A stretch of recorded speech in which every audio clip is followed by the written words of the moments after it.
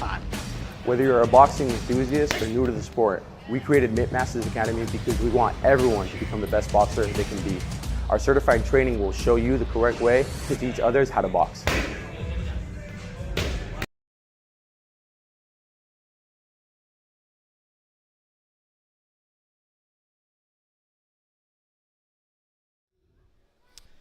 Hello and a very special welcome to a special event on SoCalCollegeSports.com as we bring you bell-to-bell coverage of the Capistrano Boxing Club show from San Juan Capistrano, California. Today's card takes place under the auspices of the Southern California Association of USA Boxing and is supervised by Delilah Rico. I am Jeff Stoynoff, joined by Mike Cepeda and Emery Johnson for a very full afternoon of boxing. We can't wait. This is an initial foray for us into boxing. We are thrilled to be here in Emory. It looks to be and figures to be a fascinating day. So many different styles. We've got 18 bouts coming today, and we run the range from debuts in the ring all the way to some very solid, accomplished experience as well. Yeah, Jeff, the amateur level of boxing is an extremely interesting one. As I'm sure the viewers who are listening online know, there's nothing quite like getting taped up and having your gloves on for the first time and walking into that ring. It's something that every boxer will remember for the rest of their life. I certainly remember, taking that walk myself a couple times, and it's an exciting day for everybody, and I'm really excited to see what everybody brings to the table. Like you said earlier, all different skill levels, all different bout numbers. You're talking first time you walk in, or maybe these guys are seasoned and they've been there a couple times. Jeff, I'm just so excited. What do we have set up for bout number one? Yeah, I was going to say you can feel the excitement, the tension is palpable when there's a ring nearby, and that's exactly what we have. We are going to start with a bout between a couple of young ladies. Angelina Barraza and Pearl Banales will be first up. Entering the ring, each making their debut here today. Angelina Barraza, all of 12 years old, makes her debut here today. Has a 1-year age advantage over Pearl Banales, 11 years of age, but Pearl Banales will have a 7-pound weight advantage. She weighed in 129. Angelina Barraza at 122, scheduled for 3 1.5-minute rounds. So there's not a lot of time here. Fighters will talk about wanting to feel out an opponent, make adjustments, but 4.5 minutes. Might feel like a long time in the ring, but it's not a lot of time. No, it's not a lot of time. Now, those rounds, and I have to say this, it always feels like it lasts longer when the bell has been rung and you're standing toe-to-toe with somebody. Those seconds don't seem to tick by quite nearly as fast as they do otherwise. Mm-hmm. But, yes, it's 3 rounds. It's your first fight, and the biggest thing here, especially for these young ladies, is not getting too excited early on and kind of allowing themselves to pace themselves. These 3 rounds go quickly, and making sure that you're not putting your entire energy into round number 1 is a big difference maker, especially when it comes to these first fights that you're in. Yeah, talk about your learning curve again. Debuts for each of these 2 fighters. Let's take a quick break. We'll step aside, take you back up to the ring when we return. It's the Capistrano Boxing Club show here on SoCalCollegeSports.com.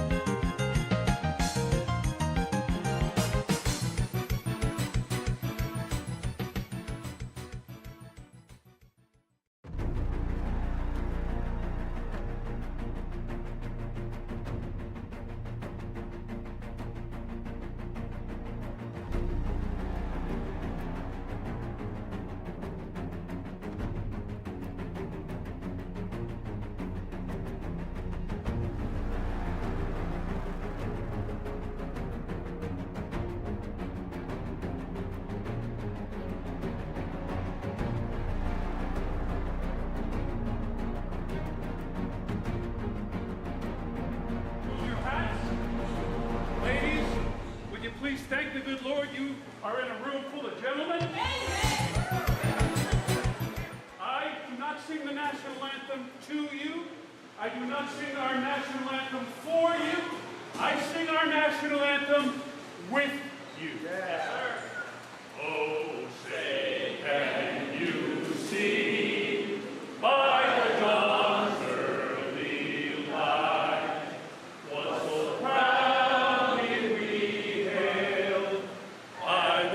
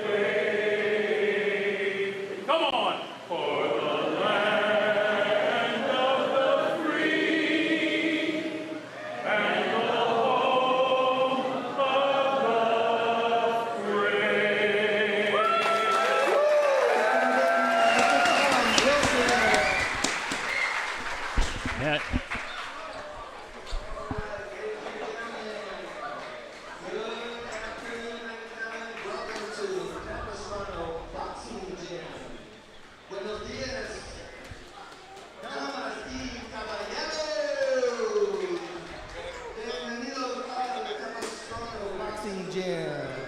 Jeff, go ahead and announce it.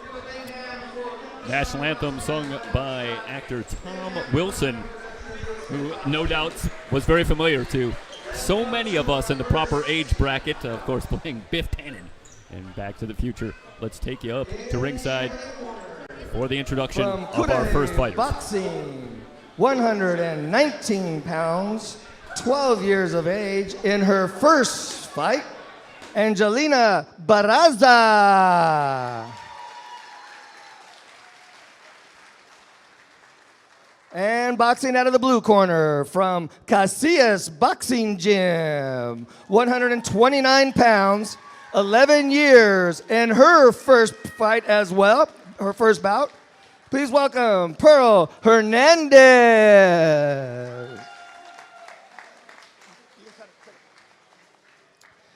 Today's referee for the first bout is Mario.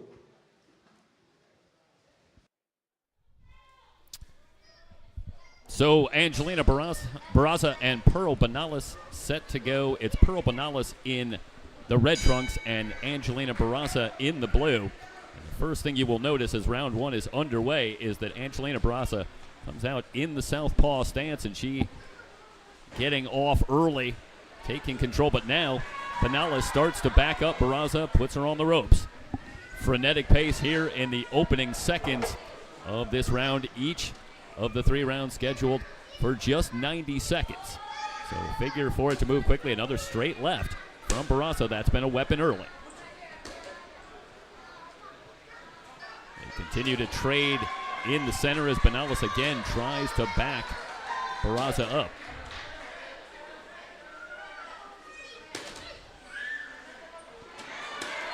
Good right hand from Banales.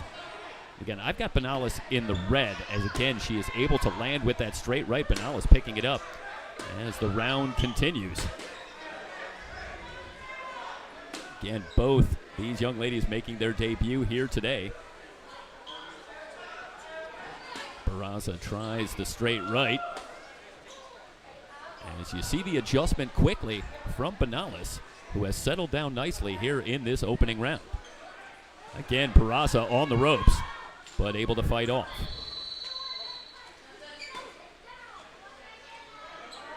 Overhand right from Banales just grazes the target. And Emery, as this round goes on, I thought Banales answered nicely after something of a slow start. Really took charge of the action in the final minute of that round. Yeah, Banales, you could tell her footwork was a little more steady as she was stepping into her punches, trying to make good connections. And as the fight kind of got on, she started slipping more punches and starting finding little avenues into through Barraza's guard. Jeff, you can see right here, she's just kind of picking out and waiting for her spot as Barraza's going for the body there. That's there at the end of the fight. But just watch a couple of these straight shots coming in as they're coming to trade. Well, you talked about the nerves of the debut. Well, it's one round under their belt, so they're underway here in the journey.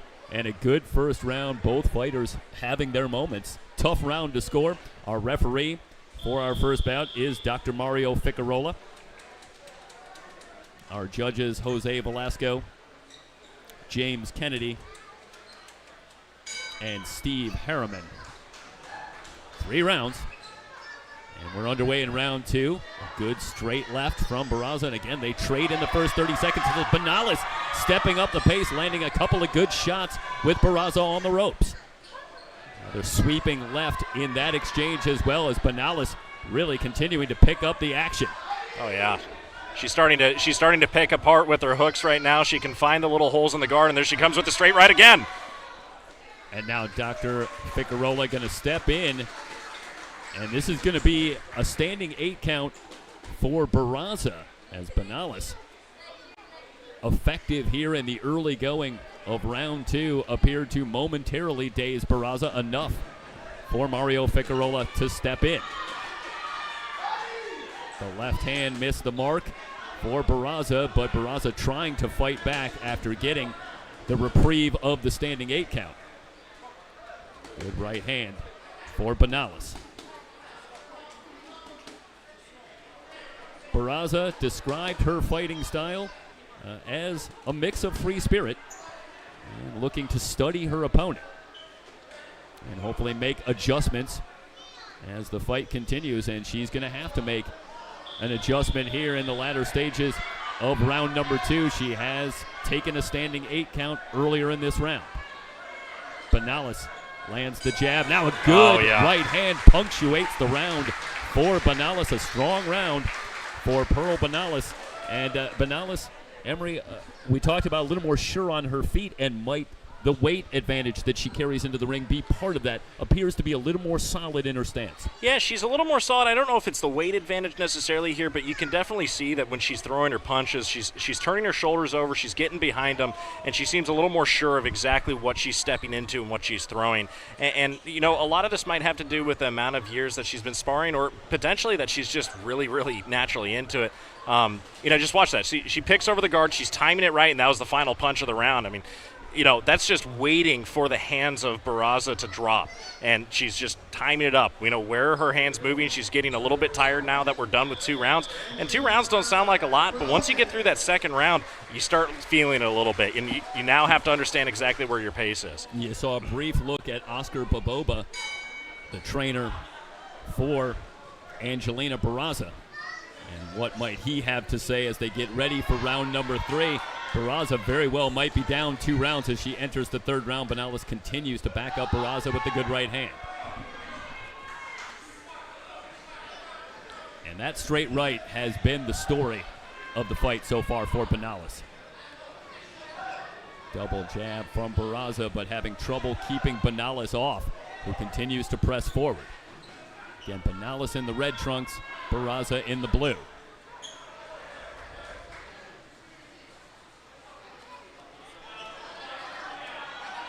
Seeing a little more head movement from Barraza, trying to adjust to those right hands from Banales, and a good series there for Barraza defensively. Banales not really landing much of anything in those most recent combinations. Yeah, Barraza really came in good with a couple straight shots there. She had a jab in there that kind of cut through the guard, and I wonder if Banales is starting to get a little bit tired as her guard starts to get a little bit more sloppy here in the 3rd round.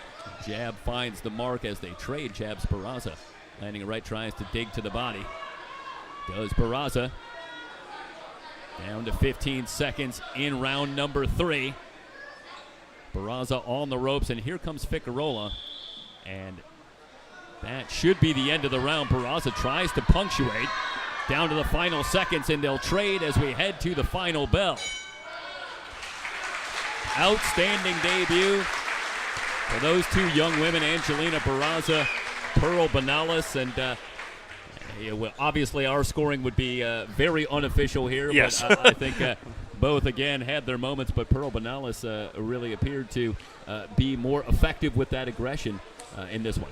Yeah, Banales was a little more effective with the aggression, but also she was able to slip more punches and be able to land more punches through the guard. And unofficially, like I said, I think I have it 3 rounds to 0. But it was a good effort by both of the girls. I think they, you know, this is their first fight, each of them. Something they're going to remember for the rest of their lives. I mean, this is just the beginning, and there's a lot to learn here, and they're going to be able to take the footage from this fight and break it down and be able to learn a lot about themselves and about their fight styles, Jeff. Yeah, isn't it a good thing we were here? They'll have the actual video of the fight to watch, so that works out. Coming up, we do have a fight in the 145-pound class. That'll be Ruben James Guerrero and Manuel Belitan, but let's take it back up into the ring.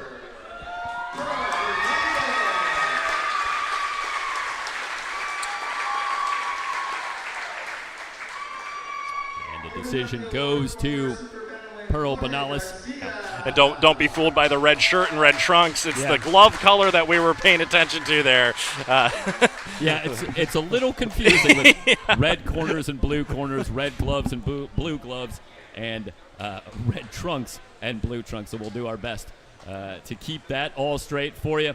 We're going to step aside. We are just underway. Capistrano Boxing Club show here on SoCalCollegeSports.com.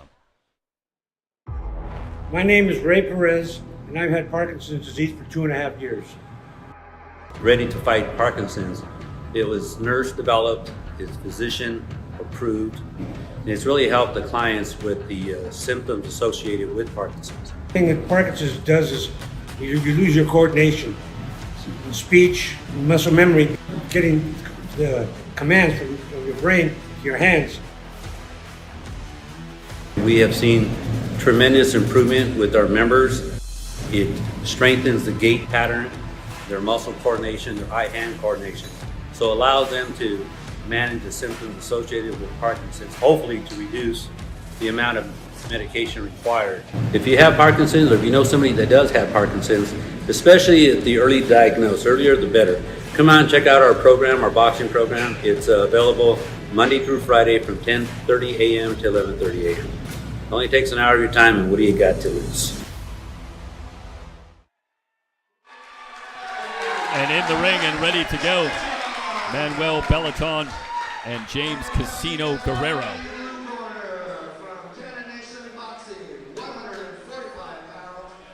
There you see the numbers for Belitan and Guerrero. So Guerrero in the blue trunks and the white top. Manuel Belitan in the blue trunks and the black top. Belitan making just his second fight. Coming in 0-1, James Casino Guerrero 0-2 in 2 fights. Casino Guerrero working out of his grandpa's boxing gym. What we have on the form that the fighters were good enough to provide for us just said grandpa's boxing gym. So we assume that's his grandpa. And again, a matchup of righty and lefty. You see Guerrero out in that southpaw stance. 3 2-minute rounds. Belitan able to duck under the straight left from Guerrero. Pawing jab from Guerrero gets through. Did have a chance to watch Guerrero, one of his fights on YouTube as well, so got a look at the style. Or James Guerrero describing himself as a heavy puncher looking to hurt his opponent with every punch. So relying on that power. Here in the opening minute, opening round, scheduled for 3. But right now it's the jab of Guerrero, and a short left hand from Guerrero lands as Belitan pulls Guerrero into the ropes. Trying to get some work done, but Guerrero doing a nice job tying up, blunting the attack from Belitan.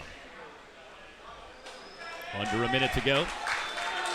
Our referee for our second bout, James Kennedy, will separate them. Belitan ducks under the left hand from Guerrero, but a good jab from Guerrero scores. Guerrero definitely looks a little bit more calm right now, and you can see the punches from Belitan are coming in a little more, not necessarily more calculated, but he's really trying to throw a lot of weight behind him when he gets an opportunity, because Guerrero's just not giving him a big opportunity, and there he goes. Yeah, Belitan eats a left hand as he tries to work his way inside. He's been able to get himself inside a couple of times, but hasn't really been able to put any punches together, and I think you got to give Guerrero a lot of credit for the work he is doing defensively on the inside. There's the bell ending round 1. Good round for Casino Guerrero. Yeah, I think Guerrero definitely had it. He's a little more bladed with his stance, and it's interesting because you're looking at Belitan. Belitan's kind of trying to walk him down.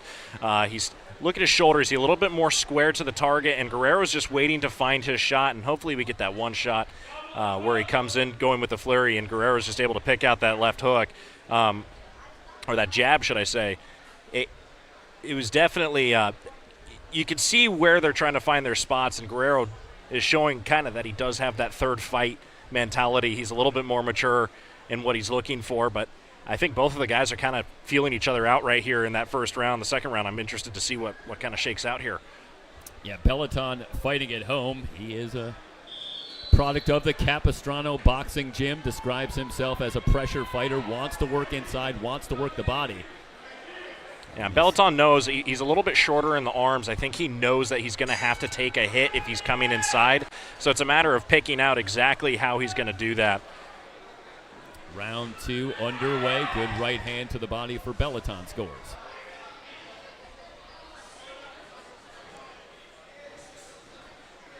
Belitan ducking in now, able to put Guerrero on the ropes. They battle off the ropes. And now Guerrero able to spin out. Belitan misses the mark with the straight right. Guerrero's defense so far been a decided storyline in this one. Working behind that jab. Talking about favorite fighters with the fighters before our card today, and Casino Guerrero mentioned Errol Spence as he scores with a sweeping right hand to punctuate that combination. Mentioned Errol Spence Jr., who's got a busy night ahead of him. Big fight coming up on the stage with Crawford and Spence. Good straight right, momentarily backs up Guerrero, who is able to tie up.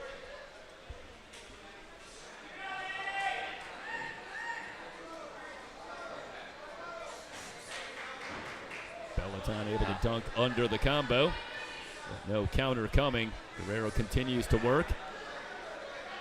Haven't seen Belitan be able to pressure Guerrero moving forward quite as much here in round number 2. He had it in the beginning, and I think it kind of fell away. Guerrero got a little bit comfortable with it and allowed Belitan to get inside, and he was able to throw those couple hooks to the body. But since then, Guerrero's just kind of kept him in space with a jab. You see Belitan take a right hand to the body. Guerrero look to throw upstairs. Final 10 seconds, round number 2. Belitan with a right hand that's partially blocked, but a good right hand from Belitan late in round number 2.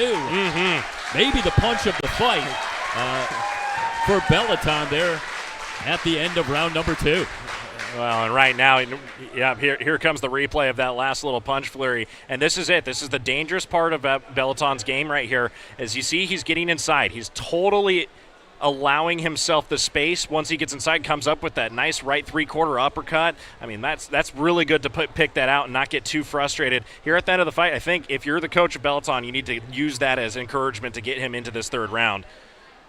Yeah, Guerrero perhaps draws something of a break that came very late in the round as those legs buckled ever so slightly on that right hand from Belitan. Well, and if you think of how Guerrero's fight has gone so far, all he's had to do is really move around the ring and keep him at bay with that jab and with that right. But the moment that he got backed into the ropes and he had nowhere to escape to, his defense got a little bit lackadaisical, and then he just got hit, as you saw it. Start of the third round. Things very much still up in the air as we head to the final round. Yeah, I'm not sure if that last flurry from Belitan was enough to convince the judges, but here we go. 2 good trades, Jeff. Yeah, good left hook from Belitan. That lands flush, but Guerrero takes it well. Still working in the center. Guerrero trying to get back behind that jab again. Belitan tried to go back to the hook. Came up short. Belitan drew some inspiration as he tries the straight right to Gervonta Davis. It's really tough if you look how long Guerrero's arms are. He's kind of able to pick him off as he tries to come in. He just has to be careful. Belitan inside as Guerrero tries to tie up. I mentioned briefly Gervonta Davis, and the fighter that Belitan talked about, referencing his high boxing IQ, and Belitan paying homage to that. He's made some nice adjustments late in round number 2. Trying to pull this one out after Guerrero appeared to have a strong opening round. Belitan trying to dig to the body. Yeah, Belitan keeps throwing these good shots to the body, and I'm wondering if that's going to be noted in the judges' scoring right now. But he just keeps taking punches as he comes in. It's been dangerous for him every single time he steps forward, and I don't know if just the punch count is going to be the difference maker here. Well, Belitan himself mentioned himself as an inside fighter, a pressure fighter who focuses on the body, trying to tire out his opponents. He's only got 6 minutes to do it here in these fights, but it's interesting to see that even in that short time, he has managed to wear down Guerrero somewhat. Here we go on the final 15. In the final 10 seconds, good left hook from Belitan as Guerrero tries to fight off the ropes. Outstanding battle. Guerrero puts his arms up. He thinks he's done enough. We'll wait and see. Yeah, that was a great fight from Guerrero. I think Belitan also had his moments there, and I'm going to be interested to see how the judges work this one out. Unofficially, what do you think you have here, Jeff, on the scorecard? unofficially, I have. I'm happy I'm not a judge. That's in this fight, which is often the case for me. But our judges, Jose Velasco, Mario Ficarola, and Oscar Barboa. And here, this again, late in. Oh, this is taking you back to round number 2. Yeah. Oh, man. And that big right hand for Belitan. And, I think, Emery, this is an archetypal fight that you see. Belitan perhaps landed the more impressive single blows in the fight. As we're going to go back up into the ring, but Guerrero did good work in between those heavy shots. Was it enough? Ladies and gentlemen, officials have tallied the scores. And the winner of bout number 2, out of the red corner, Manuel Belitan.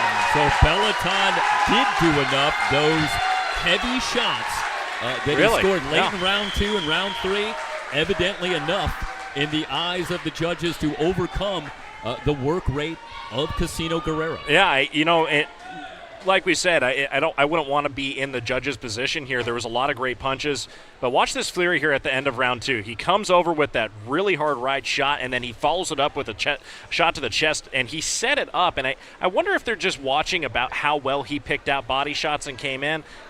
This is a tough one because the fight was either even to me or just slightly one way or the other. But man, what a way to start off fight number 2, Jeff. That was a tremendous fight, and I think one other thing, talking about scoring in very close rounds, was Belitan moving Guerrero back, putting him on the ropes in all 3 rounds.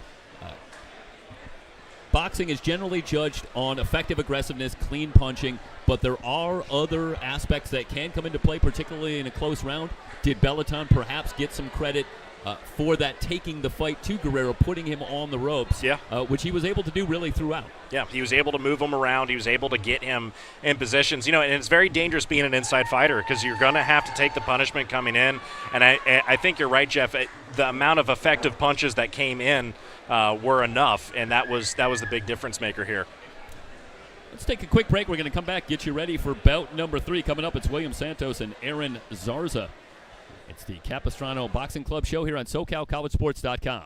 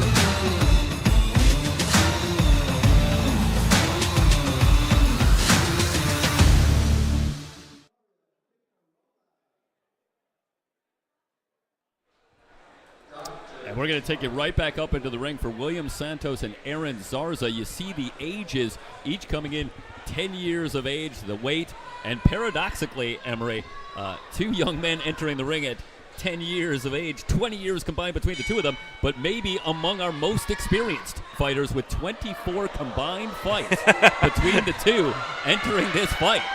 So, little men in stature, but big men in terms of experience, and they are going to go right to it from the opening bell.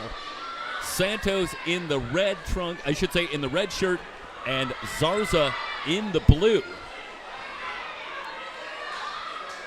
And what can you do but just stand back and watch?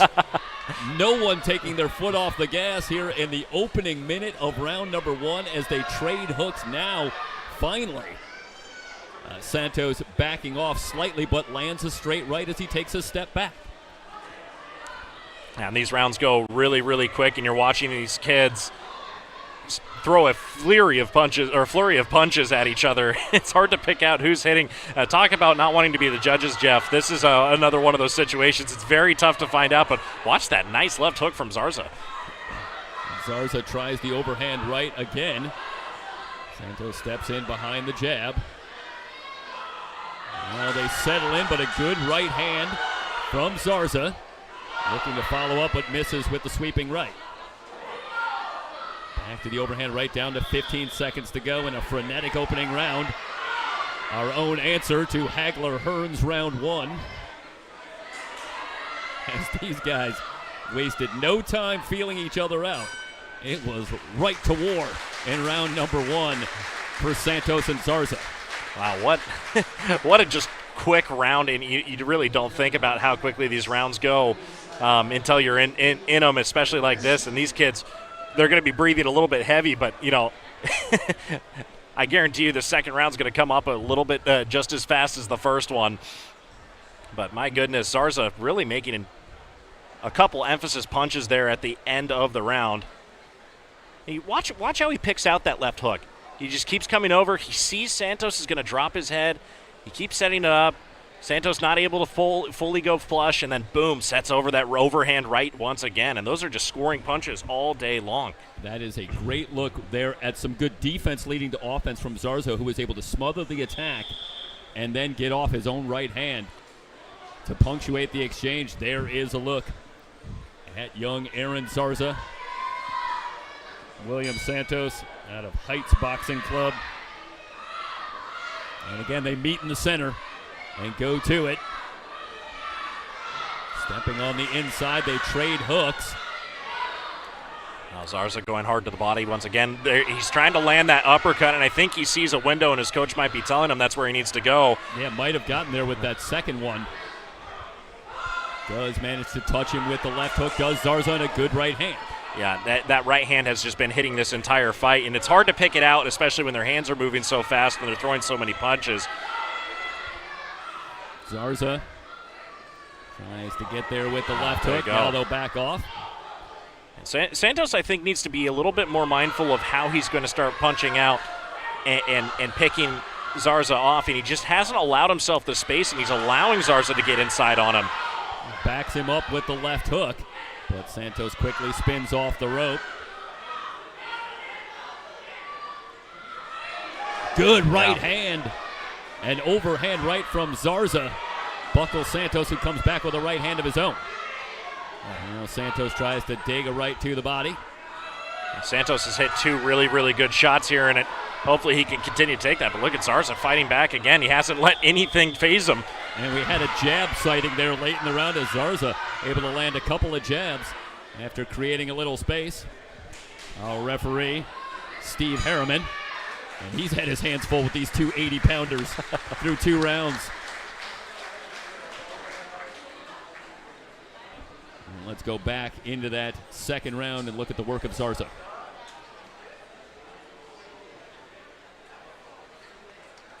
He's setting it up with that left hook, and then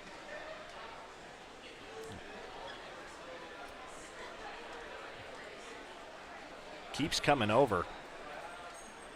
Saw the uppercut that we mentioned there, and there's there that you go. right hand. Yeah. Well, and you know it's a good right hand when they turn their shoulders and they can really, yeah, right there, Jeff. Oh, that was it. And that was the one really, really good shot of that round that I will remember for the rest of this bout. Here, he turned his shoulders. He was able to get underneath and turn his hips into it. That's something to build off right there. That's a very, very good punch. Ruben Salcedo in the corner of Aaron Zarza, and we talked about the uppercut early in round number 2 and that adjustment for Zarza, and how much did that lead to that overhand right? Santos had to be more wary of that uppercut coming from Zarza. Yeah, both of these fighters have now taken a couple hits tonight, or this this afternoon, should I say, and it's hard to tell exactly what has stuck and what's going to continue to stick. But look at Zarza coming back again. His hands are still fast. Yeah, the third round, a familiar refrain back to the first 2 rounds. Crazy action in the first 30 seconds of the round. Zarza again looking for that uppercut. Santos tries to double up on the right hand, but Zarza able to block. Oh, nice shot to the body from the underhand. And Jeff, as these fighters start to get a little bit tired, because you see how quickly they're moving in the first 2, I wonder if Santos is really trying to time this and make it a strong third round and maybe get a bid for a win here. Short with the left hook. Santos again tries to go downstairs and lands a couple of shots to the body. Under 30 seconds to go in round number 3. Left hook, a grazing shot for Zarza. Now it's Santos who tries to dig an uppercut. Partially blocked by Zarza. 15 seconds remaining in round number 3. Will they battle it out down the stretch? Nice. Good overhand right from Zarza. They'll trade shots in the center as we wind down round number 3. And it's in the books, Zarza and Santos. We will go up to the ring momentarily to get the decision. And Zarza and Santos, boy, I'd love to see the punch stat numbers on that one. How many punches thrown to how many landed. I guarantee you it was high in both statistics there, Jeff. I think Zarza just did enough there. He landed more punches in my eyes. It's hard to tell, though. Santos had a couple really, really good shots as the fight continued on. Checking out a couple of these replays. As we watch the replays, our judges for the fight, Oscar Barboa, Mario Ficarola, and Jose Velasco. There's that right hand. Nice uppercut. Turn your shoulders over and just really get into it. All right, we'll take you back up to the ring. Ladies and gentlemen, officials have tallied the score. And the winner of bout number 4, out of the blue corner, Aaron Zarza. Well, that was an impressive performance from Aaron Zarza and a game battle from William Santos, who did not take a step back in 4.5 minutes of hell. I would say, battling young Aaron Zarza, who puts the pressure on you right from the outset. And let's take you back one more time to that right hand. Oh, yeah. That's a good shot right there. And I'm impressed with Santos. He's got a chin on him. I mean, he took that shot, but, he's still in there and still pressing forward on that fight. Yep. Came in with a record of 10-4. So, getting a win over William Santos, that's an impressive achievement for Zarza. As we get you ready for our next bout, that will be Alonso Martinez and Jack Lupe. 160-pounders coming up. We'll take a quick break, come back, get you ready for that fight here on SoCalCollegeSports.com.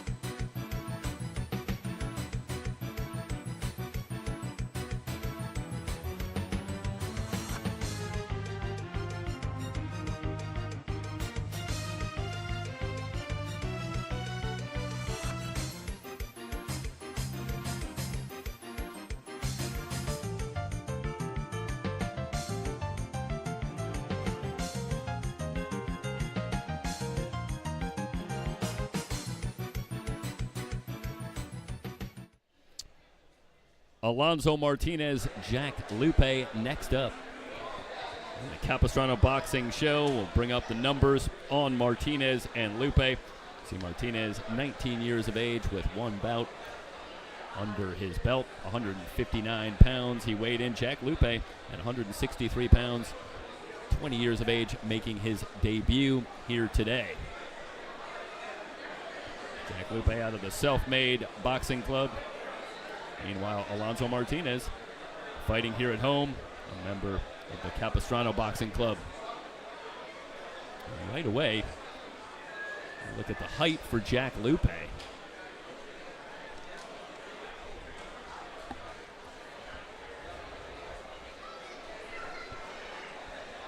Excuse me, I believe that's Alonso Martinez in the red corner. With the red gloves, yeah, it should be. And we are waiting for Jack Lupe to make his way to the ring. So Martinez will be in the black trunks, and the black headgear. Well, we're in that middleweight class. This will be an interesting dichotomy from our previous bout. Not in terms of style necessarily. We'll wait and see on that. But certainly in terms of experience, here we have two fighters, one combined fight between the two of them. So coming at this from a little different perspective. Mario Ficarola will be back in the ring as the referee. And now it looks like Jack Lupe is ready.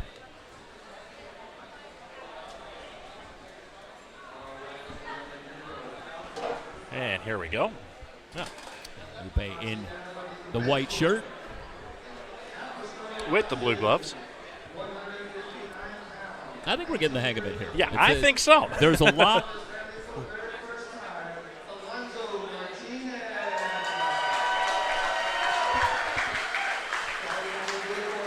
Well, it's about number 4 of 18, so I think we're ahead of the curve. I think we get this one. Moving quickly through it. All right, Jeff. This is one of my favorite weight classes right here, that middleweight, welterweight area. This is that style of boxing where you start to see these guys pick out punches that they really like, and there's a lot more weight behind these punches, so exciting stuff, especially in their first couple bouts here. I mean, it's 1 bout to 0 bouts. This is, I believe, Martinez's first bout. Is that right, Jeff? Martinez in his second. Okay. It's the debut for Lupe Martinez. Described his style as moving in and out, wants to jab, work on the outside, and there is the jab early. Scoring for Martinez, who misses with the straight right. Lupe, meanwhile, sees himself more as a counterpuncher. His strength in the ring, his endurance. Wants to see if he could take Martinez deeper into this one. Good right hand from Martinez. First 30 seconds, this scheduled for 3 2-minute rounds. Lupe in the corner takes a right hand to the body, and a good right hand as Lupe tries to move in. Martinez scoring again. Fast start for Alonso Martinez. Yeah, it's amazing as both these guys have a very similar stance. Just the way that they have their shoulders turned toward each other. Lupe's shoulders are a little bit less bladed than Martinez's are, but you see them both with their hands kind of up and away from their face. They're anticipating where the punches are coming from, but Martinez, nice little combination in there. Yeah, Lupe gets his hands up to at least partially block it, but it did get through. Martinez fighting off the ropes. And back into the ring center. He lands the right hand again, and a good right hand inside. Yeah. Lupe scores with a right uppercut. His first punch of significance to land here in the opening round. Lupe's got to be careful here. He's got that right arm free, and he's working. And now here comes Mario Ficarola to break them up. Down to 17 seconds here in round number 1.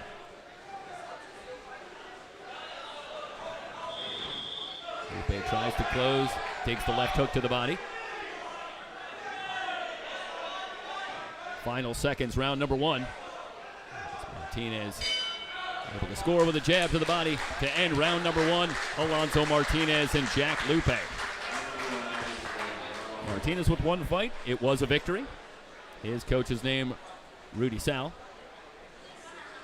Take you back to the action in round number 1. Yeah, Lupe definitely had a couple good moments, and that was the best moment, I think, of round number 1 when he comes in there.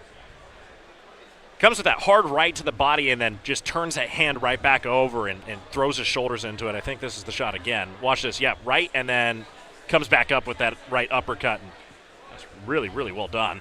Yeah, a fascinating round. You can really see in the replays, and I didn't really get to it a lot as we watched that round, but some good work to the body that you could see there from Lupe, and we've had some fights that have been hard to score early, and that was another round that I think very easily could have been hard to score. Yeah, it's a matter of who scored the better shots and how the judges see, is a couple significant shots going to be worth more than a couple, lighter shots landed, and hard to tell here. Well, the debut for Jack Lupe. Oh, nice. Couple nice of good left jab there. For Martinez. To start round number 2, Lupe missing with the right hand.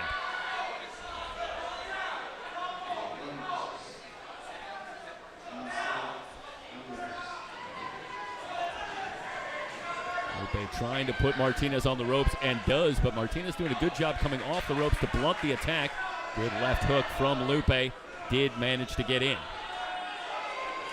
You see Lupe going into his guard over there, and those punches coming in from Martinez are hitting his hands when he has his guard up by his ears, but Good right hand. You know what? He's got the power to come back and try to affect change in this fight. And Lupe, again, doing good work to the body to set up the shots upstairs. Good round for Jack Lupe coming back here in round number 2. Under a minute to go in round 2. Good right hand for Martinez, his best punch of the round. And Lupe trying to fight off the ropes, but it's Martinez. Coming back with right hands. Good left hook counter from Lupe. Able to blunt the momentum of Martinez.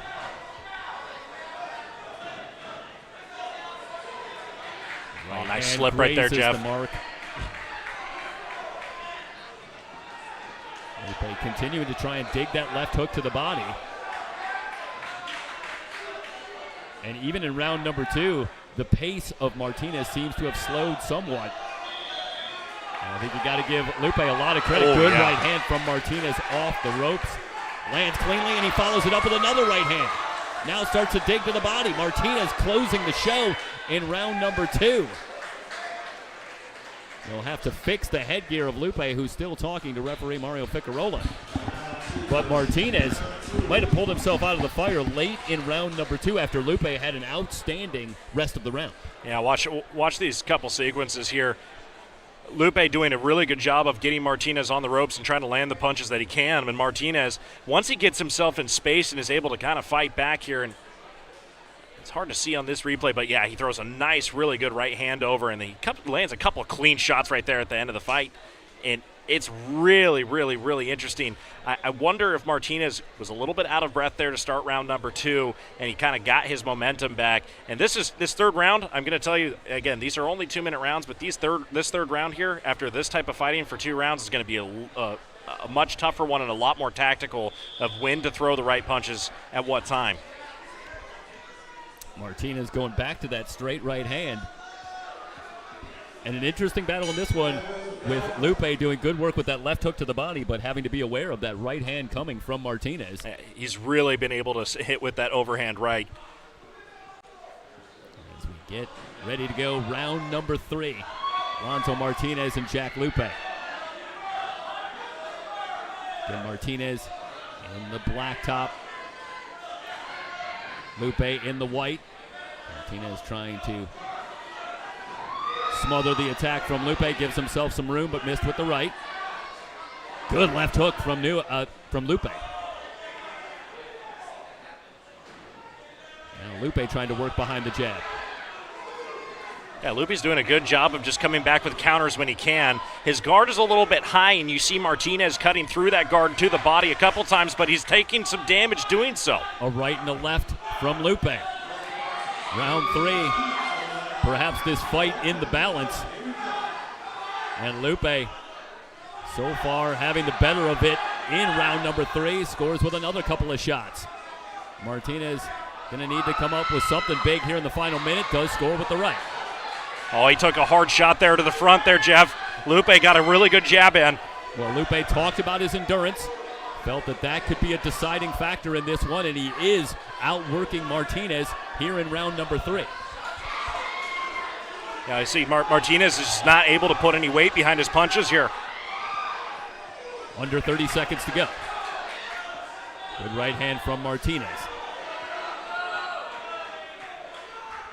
Now that body shot right there, it was light, but it was something.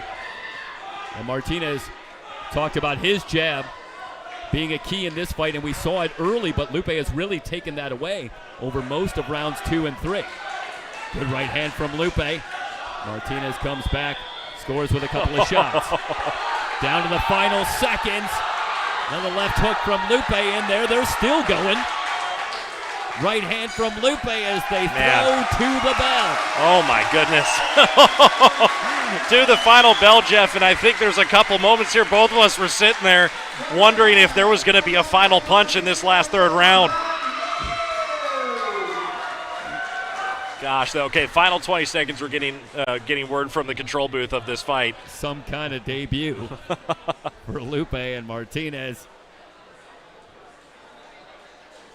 Martinez threw a couple really good shots in that flurry, but then Lupe just comes in with these really hard, well-coordinated little combinations, and it's interesting. I mean, it's really hard to call. I think Martinez hit the most shots in this fight. But we're going to take you back ringside. Yeah.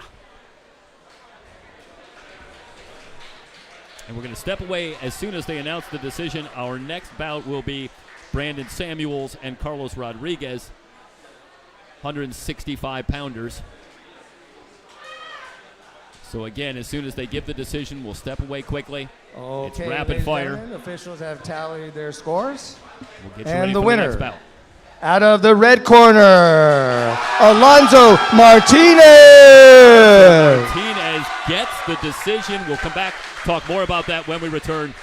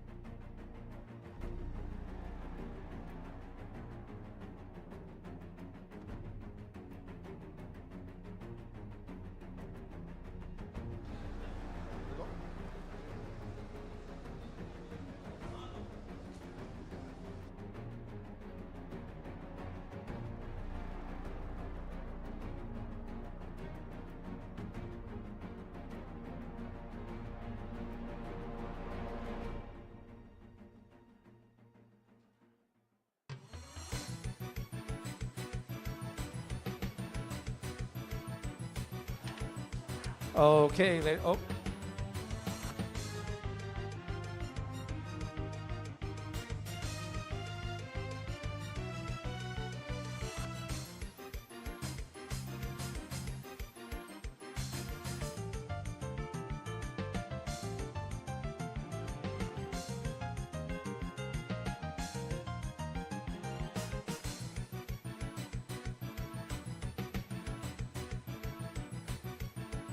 All right, ladies and gentlemen, here we go. Bout number 6 on your court.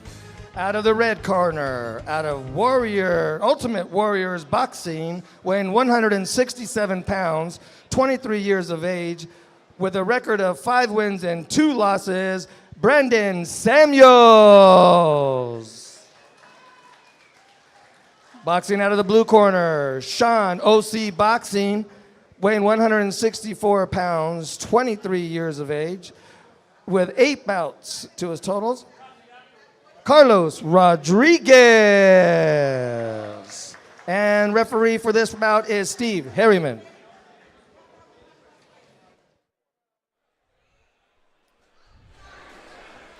Brandon Samuels and Carlos Rodriguez getting set to go. Samuels in the red trunks, red gloves, and Carlos Rodriguez in the black trunks, blue gloves.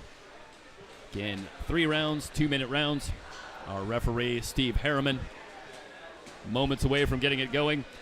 Alonso Martinez, moments ago, stays perfect, 2-0, with a decision victory over Jack Lupe in another entertaining fight. And it has been a good show so far.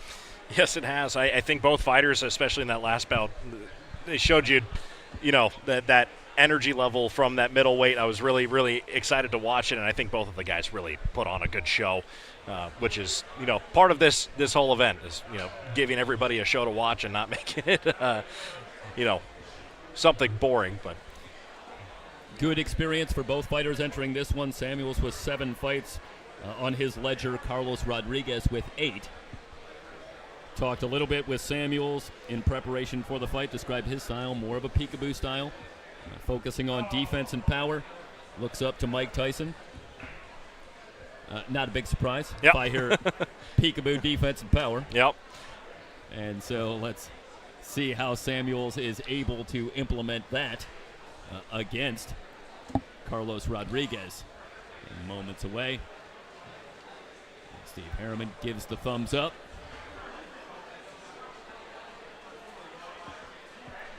Sixth bout on the afternoon. It's 18 bout card and underway in round 1.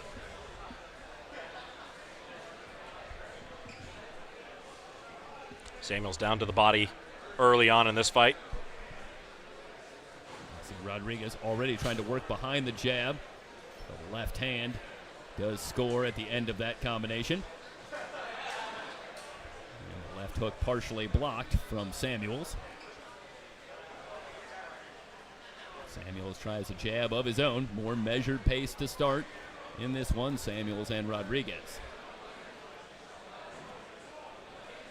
Rodriguez trying to go downstairs.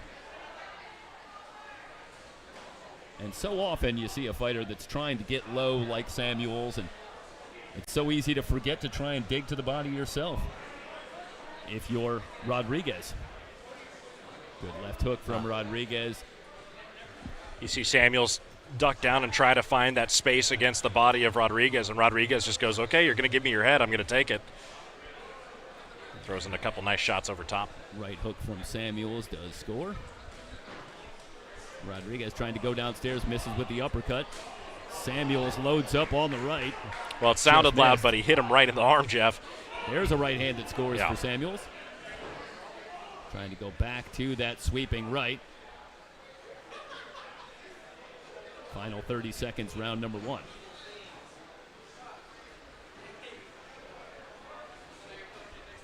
Interesting to watch Rodriguez. Appears to be a concerted effort as he scores with a couple of jabs. Not loading up on his punches at all, really just trying to touch Samuels here in this opening round. I think he's just feeling him out, trying to see what he can do inside of the defense of Samuels. But Samuels is decidedly throwing as hard as he can right now in this opening first round. The jabs from Rodriguez really told the story in round number 1. Tight opening round. Brandon Samuels and Carlos Rodriguez. Samuels came in at 167 pounds. Mild weight advantage over Rodriguez, who weighed in at 164. Samuels out of the Warrior Boxing Club. Carlos Rodriguez out of OC Boxing. Again, more experienced fighters, and I think that was telling in the pace in round number 1.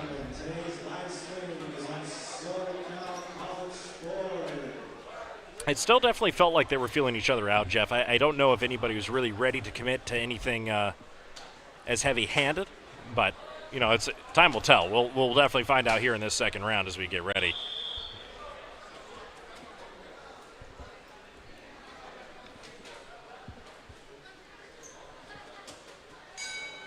And start of round 2. Right back to the double jab for Rodriguez.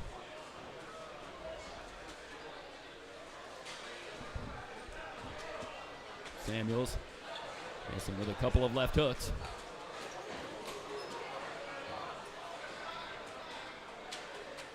Here comes Steve Harriman telling Brandon Samuels to keep the punches up. Yeah, I think the other comment there is also going to be like, keep your body up. You know, I don't want your head dipping below his waistline, you know, every time you come in to go to the body.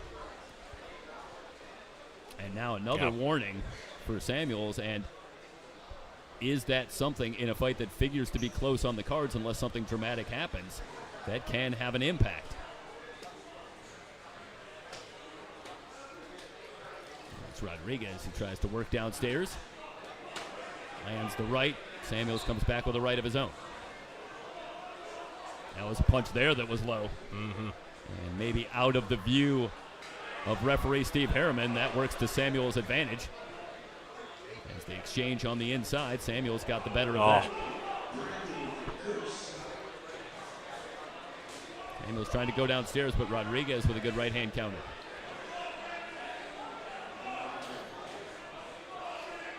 Good right hand. Rodriguez follows it up with the jab. Scores again with the right. Good round for Rodriguez. Here in round number 2, down to 20 seconds to go. Another warning. There you coming. go. Yep. He's talking about his head, and he keeps dipping his forehead down to try and get an extra angle out of his uppercut. Samuels did get in a good combination moments ago. final seconds, round number 2. Now, Rodriguez definitely had his moments, though, in that round. So we're going to get the last 10 seconds of this bout right here. You see Samuels walking him down, and he's trying to find these spots, but then you'll see the counterpunch of Rodriguez right there. Boom. Nice.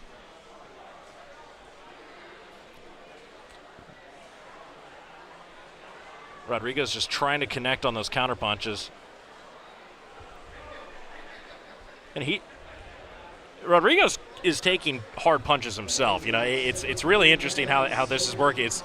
It's one big punch after one big punch. Samuels back in his corner, and you watch those replays, and it seems fairly clear that Samuels is really loading up on the punches, and you wonder if Rodriguez just isn't a little too experienced to really get caught with one of those shots. See if Samuels makes an adjustment, perhaps to shorten up.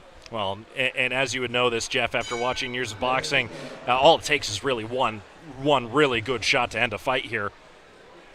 And I think Samuels' game similar if his main icon that he's watching is Mike Tyson is, I just need to get one really good punch in there, and that could be the decider. Yeah, wants to turn the tables with one shot as Rodriguez lands with the jab. A right hand from Samuels comes back, but he eats a right hand on the inside. No, Rodriguez comes with that low little punching upward right hand.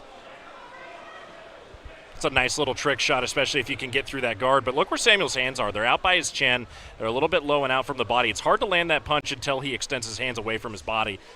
Well, Rodriguez isn't going to blow you away with the punching power, but I think you have to be impressed with the ring smarts. Seen some good counters, and he's really been able to blunt the attack of Samuels through 2+ rounds.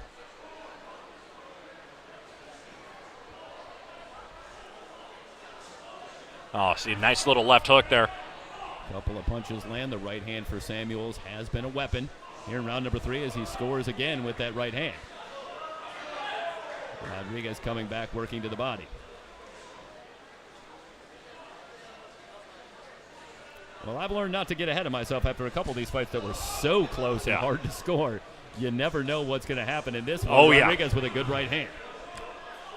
And now Samuels needs to tie up. Down to 30 seconds in round number 3. Samuels with a couple of shots downstairs and a hard right hand in response from Rodriguez. Yeah, a little slip and a counterpunch there. Just missed with the left as they trade right hands.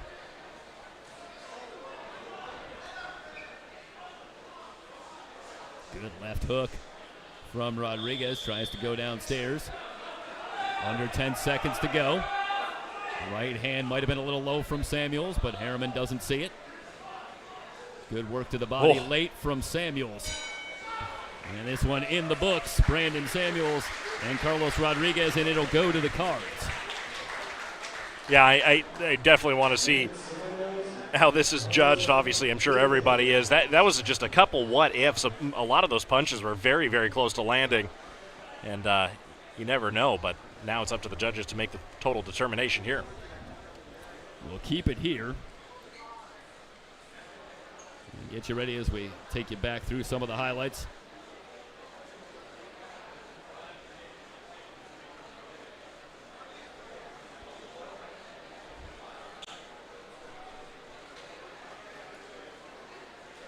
This takes you back to the opening round.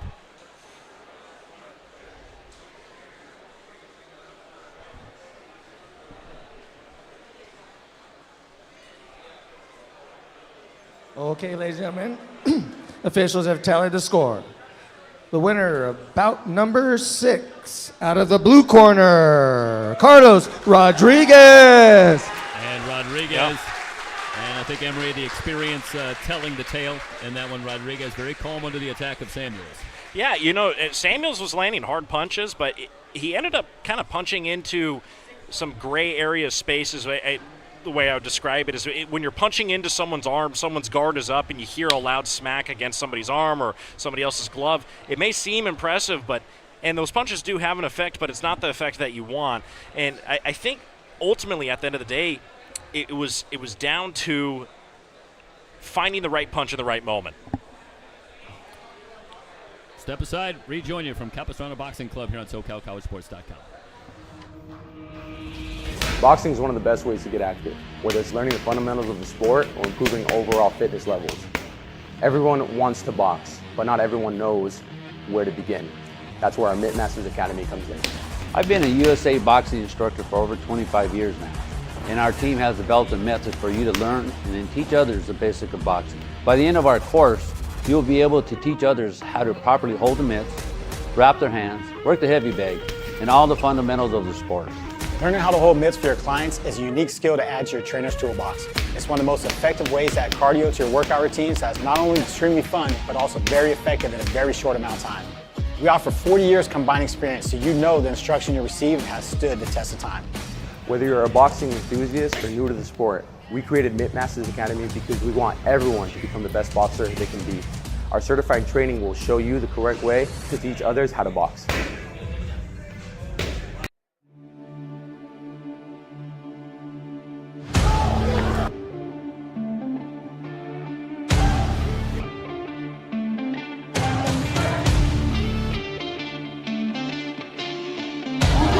Ladies and gentlemen, our fighters are entering the ring.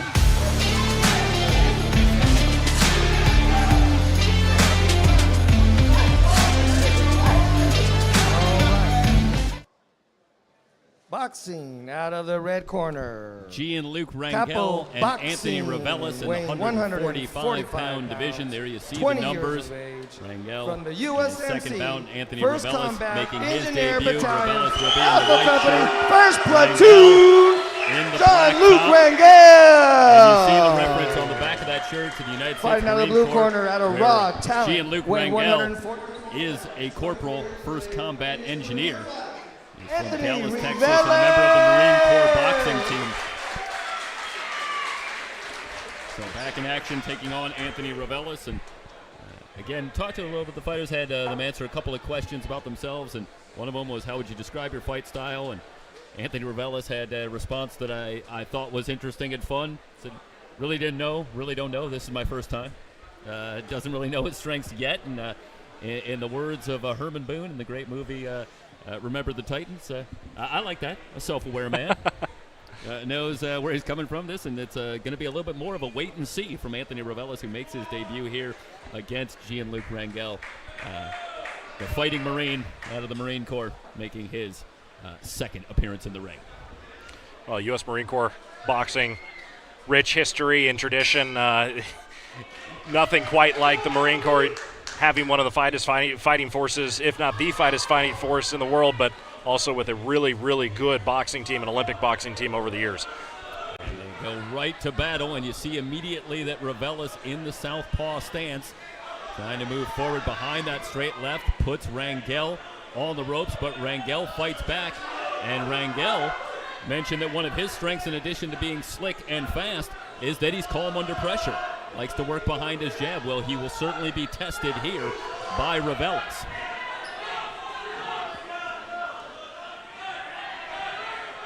Rangel trying to fight off the ropes. And referee James Kennedy will break them. Right hand from Rangel gets through. Opening minute here in round number one. Reveles lands with a straight left. Rangel able to land a right hand to the body. And now wants to work behind the jab. Right hand for Rangel. Reveles is just doing a really good job of coming underneath and finding the body of Rangel. He's taken a number of really, really hard shots into that rib cage. Yeah, that right hand from the left-hander Reveles has been a weapon here in round number one. And now Rangel tries to answer downstairs with a right hand.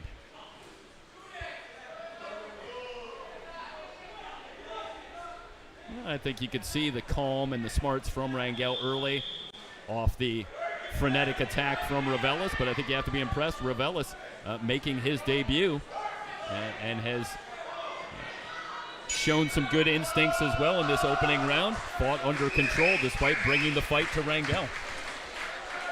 Yeah, Reveles is just coming out. This is obviously his first bout that he's going to have in his amateur career. And you see him early on in this round. Obviously, we're not there in the replay into the beginning, but he's just coming out with everything he had for a second there.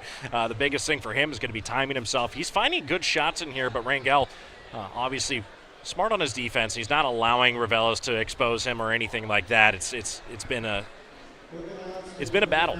And Rangel trains here at Capistrano Boxing Club, but originally from Dallas. Talked about his start in boxing. Really forthright, says, I was an angry kid and just started boxing to keep myself out of trouble. And has managed to obviously turn that around. Talk about the great service that he's doing. And again, keeping himself out of trouble here in the ring and seeing if he could stay out of trouble with Anthony Reveles. Yep.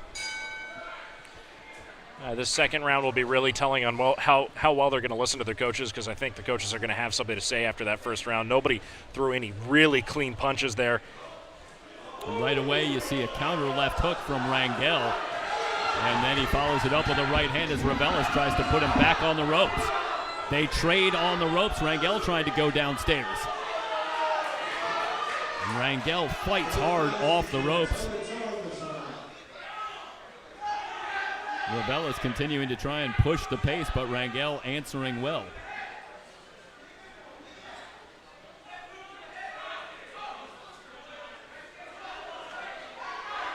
And Rangel, for the moment, content to stay on the ropes. Tries to dig a right hand to the body and scores with the right. Upstairs, a sweeping right from Rangel. Finishes it with a couple of jabs. And he keeps trying to set up that right hand with his jab. Just watch him. Every time he comes in, he's stepping in with that jab, and then he's trying to pick out when he's stepping in where he wants to go with that right hand. It's either over top or underneath in a three-quarter position. Really interesting where he's coming. And for Reveles, it's something of good news, bad news. He's been able to get Rangel where he wants, but hasn't really been able to put together the punches to get Rangel in any trouble. There's a good left hand from Reveles, and that gets a nod from Rangel, as if to say, okay, that one got through. But a couple of right hands in response from Rangel, answering back immediately. Another good left from Reveles this time. Yeah, that was really well placed and well timed as he was trying to take his step forward and get out of the corner. You know, when you do that, you're trying to pick out where you're going to breathe when you're in a backed into a corner right there, and try to find your way out. And if you get punched at the right time, it's like all the breath comes out of your body. And round number 2 in the books, and you see a little sportsmanship at the end there as a couple of pats from the two fighters at the end of that one. And I think that indicative of the fact that they're both bringing the pressure to each other in this one. So some nice little left jab there. Yeah, some respect earned on both sides. Or should I from say these two young men? Absolutely. Sorry, straight left. He's in the southpaw position. There's a look at Rudy Garcia working with young Gianluca Rangel. Rangel talked about his favorite fighter, Roy Jones Jr. Beautiful speed and left hook. I concur. Yeah, that's an excellent description of Roy Jones.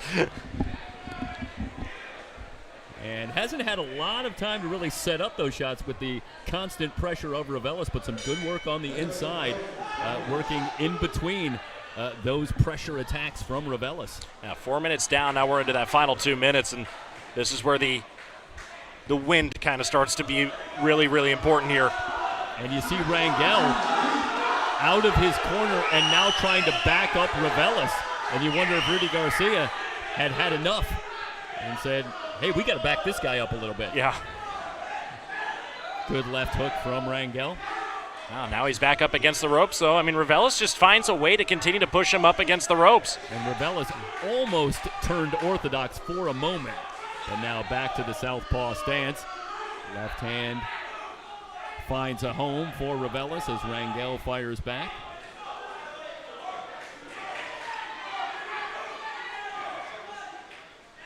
And now it's Rangel looking to hold on the inside.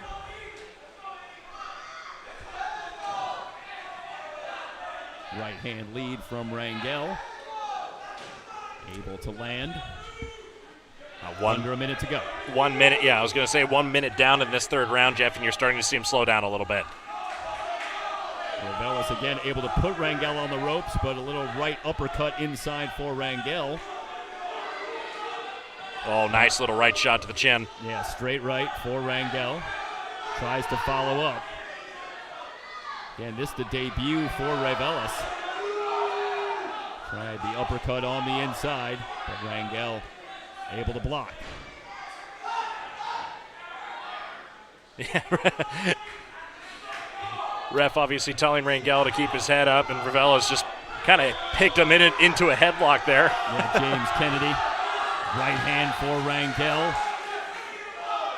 Trying to work downstairs. Final seconds, round number 3. That will do it for Gianluca Rangel and Anthony Reveles. And we'll take you back to some of the action earlier.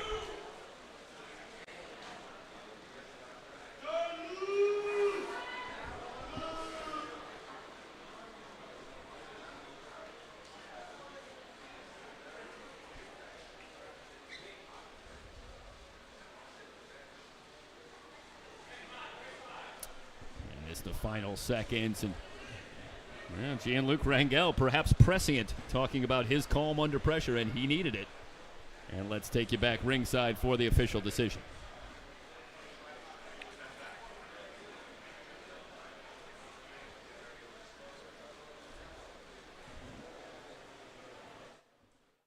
All right, ladies and gentlemen, officials have tallied the score.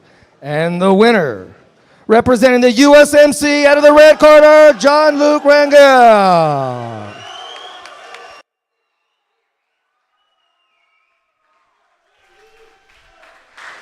Rangel with the decision over Reveles. We'll step aside, get you ready for Caden Katani and Kai Berger coming up next on SoCalCollegeSports.com.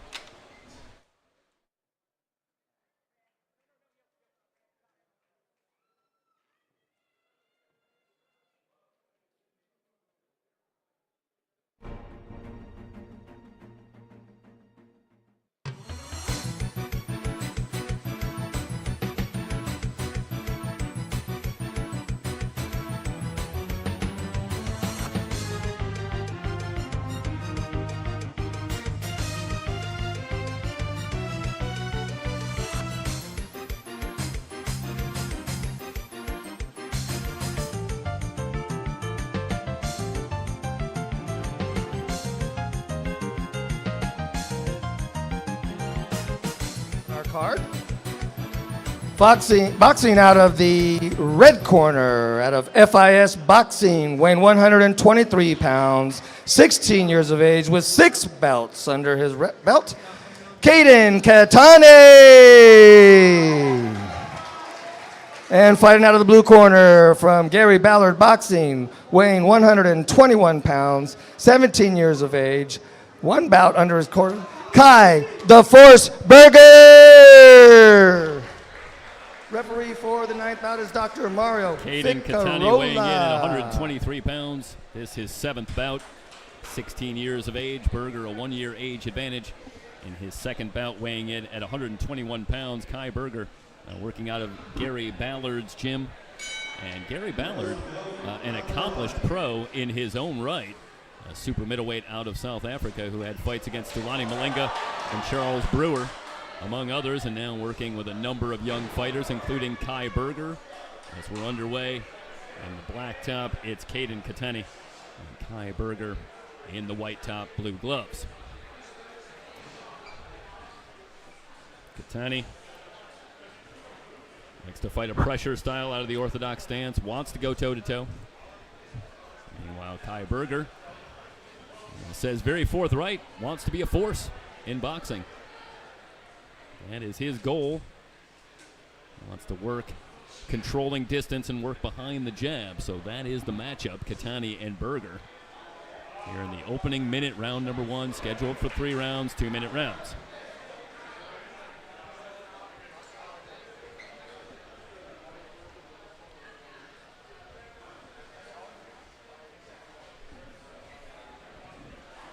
Had a chance to talk with Gary Ballard very briefly before going on today and talked about Kai Berger, his one fighter participating in the show today, and asked if they knew much of anything about Caden Katani, and just said, we know he's good.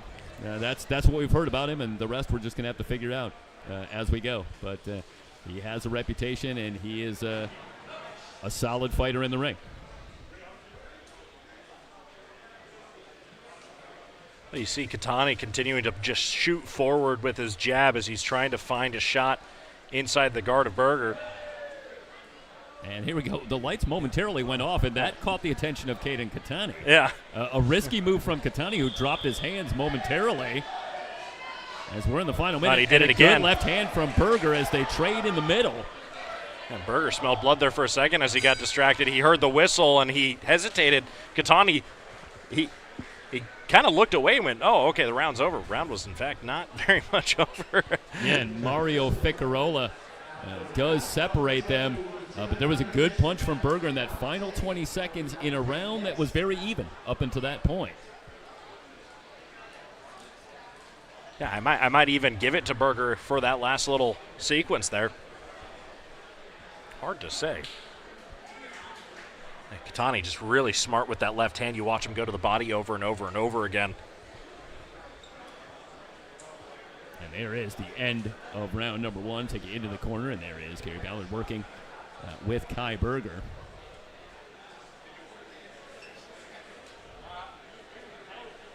Again, for Berger, just this second fight. And there is Caden Katani on the other side. Favorite fighter, Caleb Plant.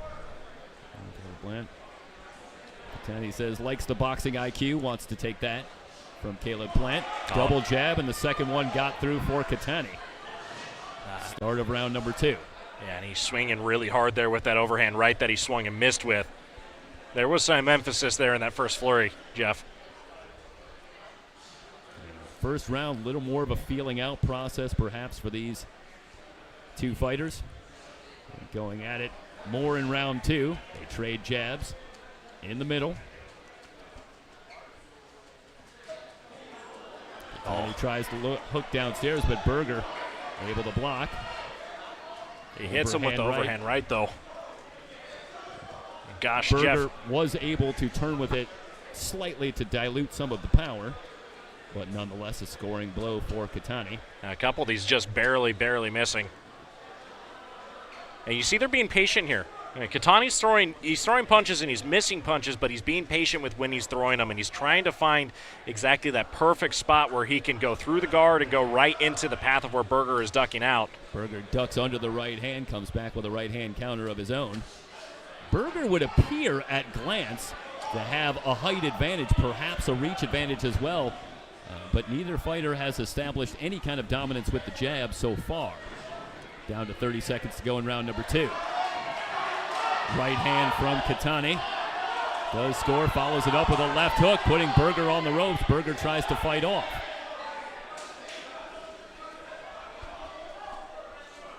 And Katani brings the pressure and does manage to land a couple of blows in a close second round. Final 10 seconds, round number two.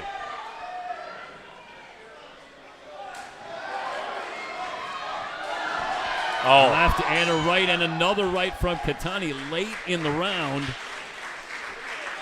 Trying to punctuate the round, Caden Katani. And we're through two. Yeah, look at it. Look at that last little sequence there. Yeah, the left hook was the primary scoring blow. The right hand might have been a grazing blow. There you see the right hand. It does connect. Managed to knock Berger somewhat off balance, and again, these are very close rounds. And Katani with the aggressiveness late might have been able to sway the judges as we get ready for round number three. I should say Berger was officially listed with one fight, but self-reports his record of 1-1, so this could be the third fight for Kai Berger, who I think has certainly acquitted himself well against the slightly more experienced Caden Katani through 2 rounds. Good right hand from Katani after he slips the right hand from Berger. Katani stepping up the pressure and again able to score with a couple of punches inside. Tries the left hand counter. And now loses the mouthpiece. And Mario Ficarola will call time.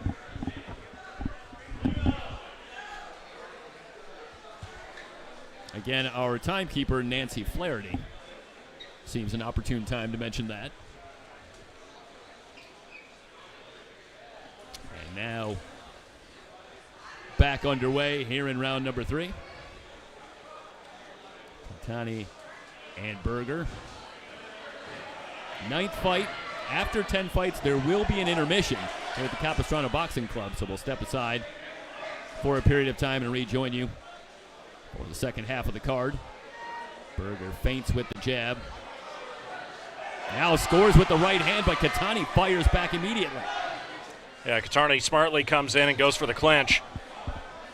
Just to remove the space that Berger had, he was able to kind of and again loses the mouthpiece. And it looked to me like Katani sensed the right hand was coming and almost was willing to eat the shot. So excited was he to get off his own counter, and it was effective. And there is a warning now against Caden Katani for spitting out the mouthpiece. And again, you never know when something like that can have an impact on what figures to be a very close fight on the cards. Katani tries the sweeping right again. Berger able to partially block.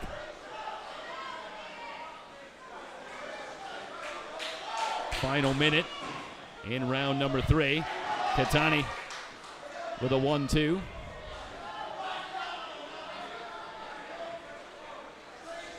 Tries to go back to it. Yeah, he couldn't just quite connect there with that 3/4 left uppercut.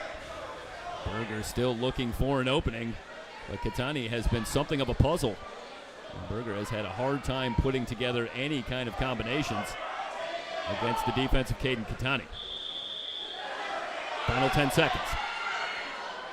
Overhand right from Katani doesn't land, but does score with that right hand. Another good right hand on the inside from Katani late in round 3.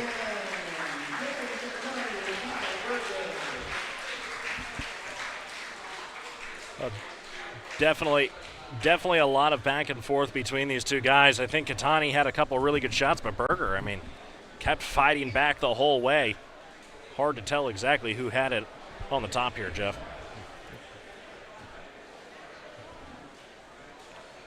Well, so far, I think, Emery, it's safe to say, as we will bring you back up ringside when the decision is ready, that this goes back, I think, to the fight that we saw between Rodriguez and Samuels, where I think experience was very telling, and I think that Katani really controlled the pace, did a good job neutralizing the attack from Berger defensively. Right. And we'll see if that ultimately carries the day for Caden Katani as we await the decision. And again, one more fight, and then we will have an intermission here at Capistrano Boxing Club before we'll rejoin you for the final half of the card.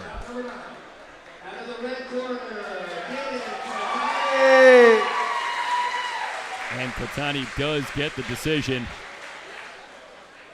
Kai Berger will go back to the drawing board as he drops the decision to Caden Katani. And we'll step aside, rejoin you from Capistrano Boxing Club here on SoCalCollegeSports.com. My name is Ray Perez, and I've had Parkinson's disease for 2.5 years. Ready to fight Parkinson's. It was nurse developed, it's physician approved, and it's really helped the clients with the symptoms associated with Parkinson's. The thing that Parkinson's does is you lose your coordination, speech, muscle memory, getting the commands from your brain to your hands.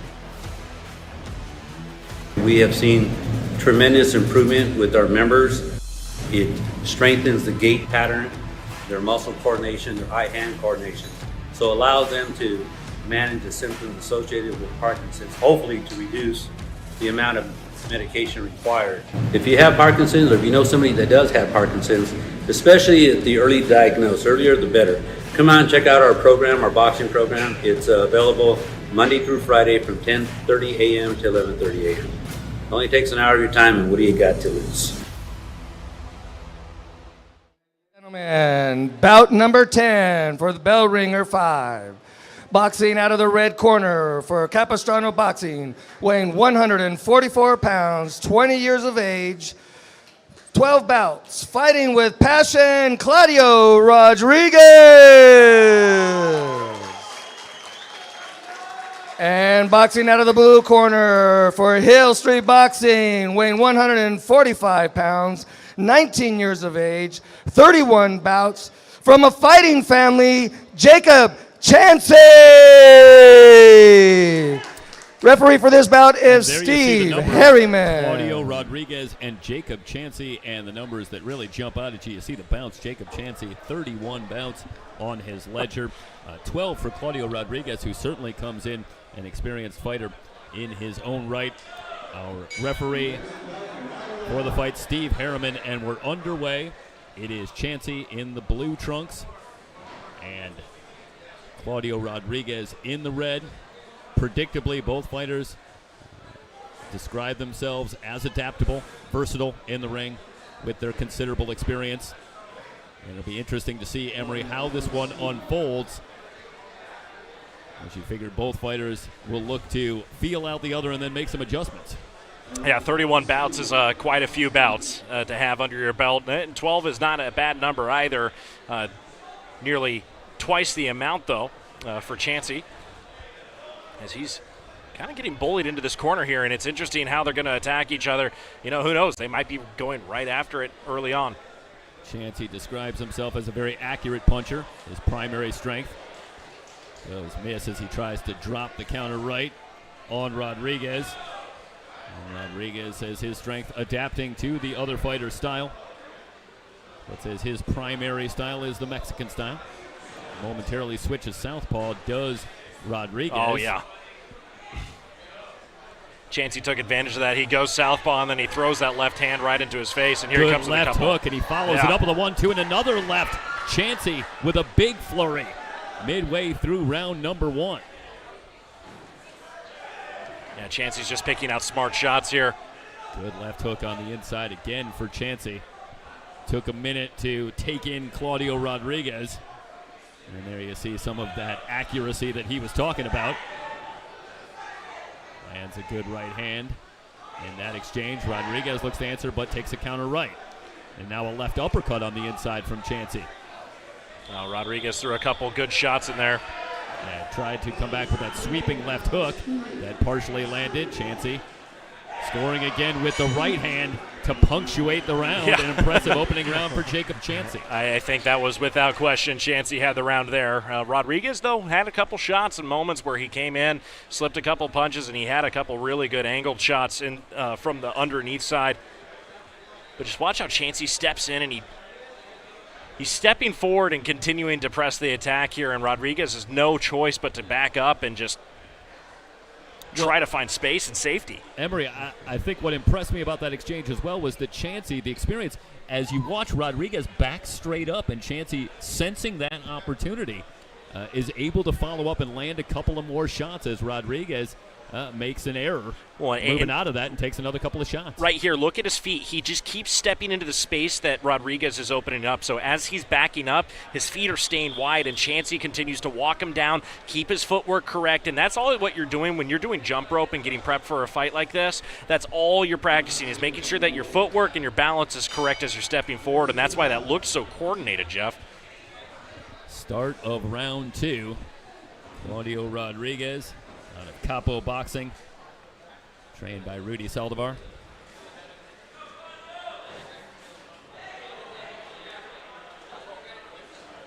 And Jacob Chancey out of Corona Hills Boxing Club. You see Rodriguez getting a little more bladed here with his attack. and he's just trying to find a hole in Chancey's defense. You see him, he feinted a couple punches to see if he would react, and Chancey just looks him square in the eyes and doesn't even bother flinching or doing anything. He's like, I know you're not going to hit me. Tries to dig a couple of shots to the body on the inside. Rodriguez with a sweeping right that lands.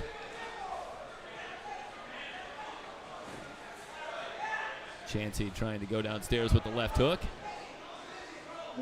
Nonetheless, I think a better first minute for Rodriguez here in round 2.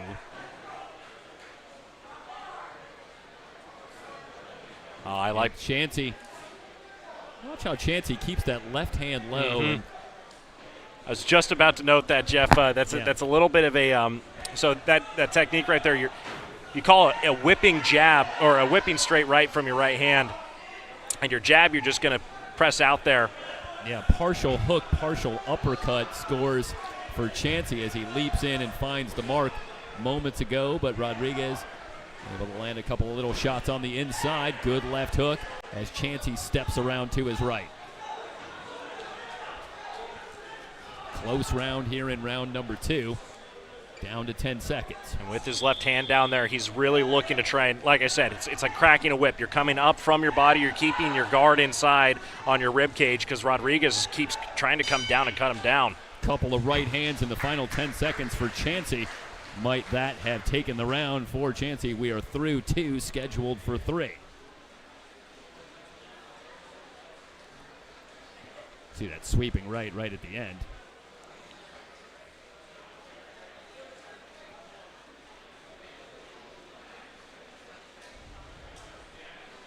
Impressive for both fighters. I think Chancey has the first 2 rounds here. Yeah, we saw very briefly in that last replay that step around to the right and the left hook. And, well, I'll tell you, 31 fights. When you fight Jacob Chancey, you're going to school. Yeah. He's going to show you a few things in there. And that was a pretty advanced move from Jacob Chancey and able to find the mark with the left hand. Yeah, and he's showing exactly what good footwork is going to do, and he's setting himself up, obviously, for a professional career at this point. 31 bouts, you're getting closer to that number where, okay, we're starting to look at what that professional career has in store. And a step out like that where he's rotating on the ball of his foot trying to get around him there at the very end. I mean, that's stuff, if you're able to do that and land that punch, that's stuff that's saying, okay, you're moving on to that second phase of your career. Claudio Rodriguez, on the other hand, very forthright when he was talking about as he is stumbled and hurt by that shot. Yeah, It looked like a shot on the inside that wobbled Rodriguez. Let's watch again and see. It was a short shot right there. Yeah.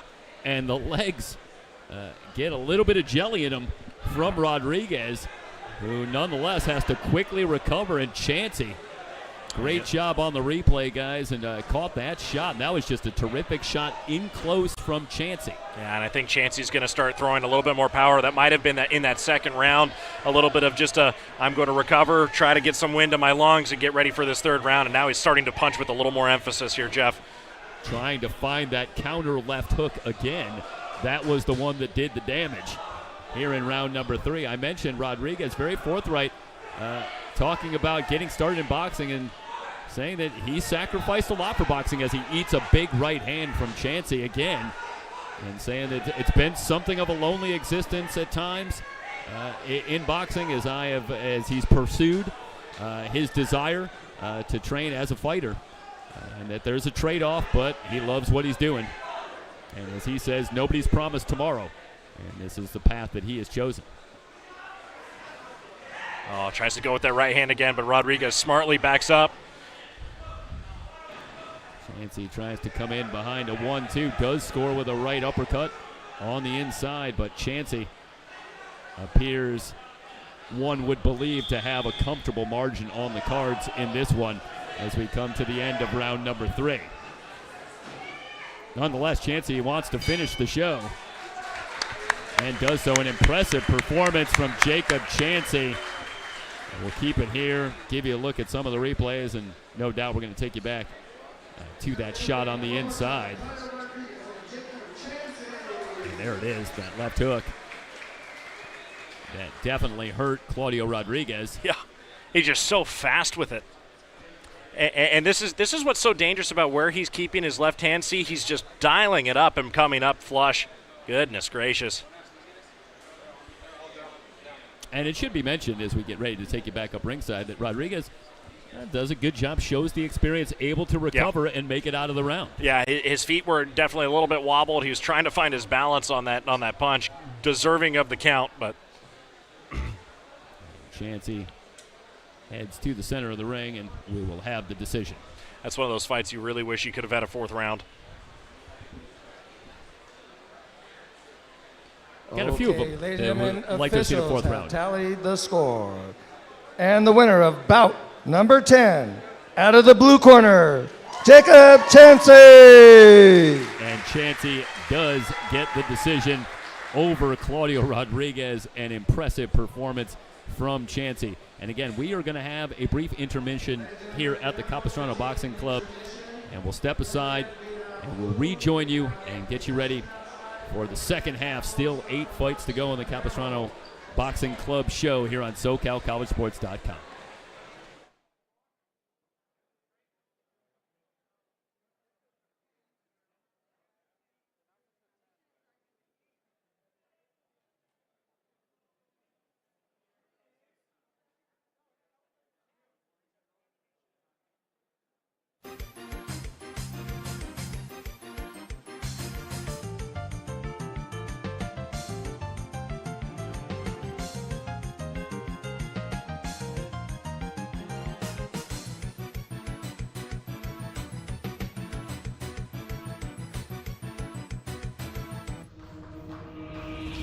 Boxing is one of the best ways to get active, whether it's learning the fundamentals of the sport or improving overall fitness levels. Everyone wants to box, but not everyone knows where to begin. That's where our Mitt Masters Academy comes in. I've been a USA boxing instructor for over 25 years now, and our team has developed a method for you to learn and then teach others the basics of boxing. By the end of our course, you'll be able to teach others how to properly hold the mitts, wrap their hands, work the heavy bag, and all the fundamentals of the sport. Learning how to hold mitts for your clients is a unique skill to add to your trainer's toolbox. It's one of the most effective ways to add cardio to your workout routines that's not only extremely fun, but also very effective in a very short amount of time. We offer 40 years combined experience, so you know the instruction you received has stood the test of time. Whether you're a boxing enthusiast or new to the sport, we created Mitt Masters Academy because we want everyone to become the best boxer they can be. Our certified training will show you the correct way to teach others how to box. My name is Ray Perez, and I've had Parkinson's disease for 2.5 years. Ready to fight Parkinson's. It was nurse developed, it's physician approved, and it's really helped the clients with the symptoms associated with Parkinson's. The thing that Parkinson's does is you lose your coordination, speech, muscle memory, getting the commands from your brain to your hands. We have seen tremendous improvement with our members. It strengthens the gait pattern, their muscle coordination, their eye-hand coordination. So it allows them to manage the symptoms associated with Parkinson's, hopefully to reduce the amount of medication required. If you have Parkinson's, or if you know somebody that does have Parkinson's, especially at the early diagnosis, earlier the better. Come on, check out our program, our boxing program. It's available Monday through Friday from 10:30 a.m. to 11:30 a.m. It only takes an hour of your time, and what do you got to lose?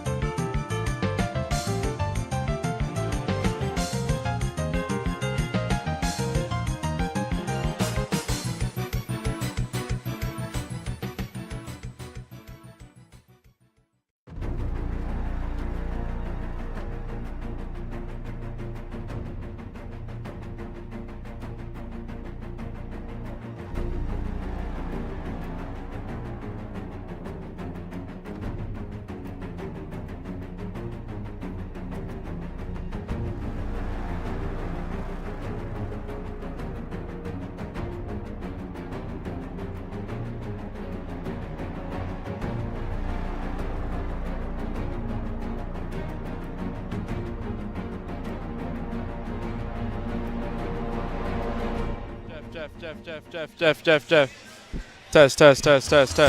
1, 2, 3. 1, 2, 3. 1, 2. 1, 2, 3. 1, 2, 3. 1, 2, 3. 1, 2, 3.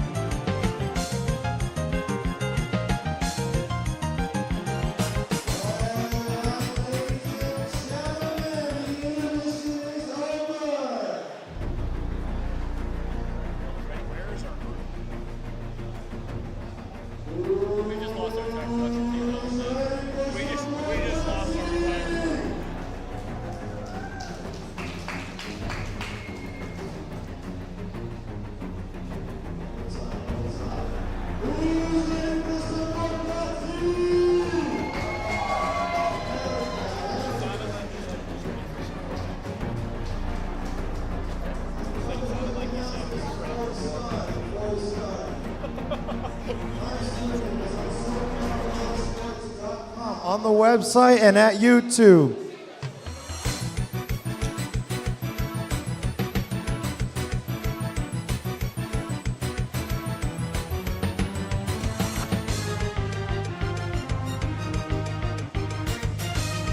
Ladies and gentlemen, we also have Rick's T-shirts. Rick's T-shirts out in our backyard. Support our vendors. Don't forget Capistrano boxing apparel as well.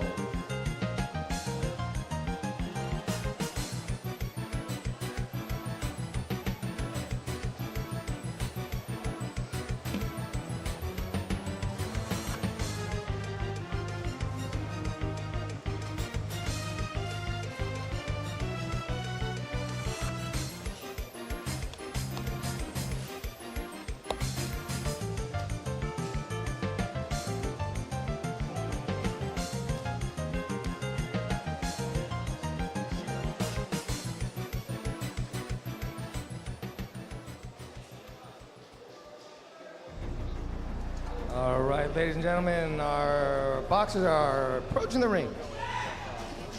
And here we go, ladies and gentlemen. Second half of Bell Ringer 5. Thank you for everyone coming out to support Capistrano Boxing and USA Boxing. Here we go. Bout number 11 on your card. Out of the red corner, FIS Boxing, 133 pounds, 25 years of age, 8 bouts under his belt, Abel Hernandez. Fighting out of the blue corner, Primo Boxing, 139 pounds, 23 years of age, with 7 bouts, and by way of Tokyo, Japan, Renta Mishima.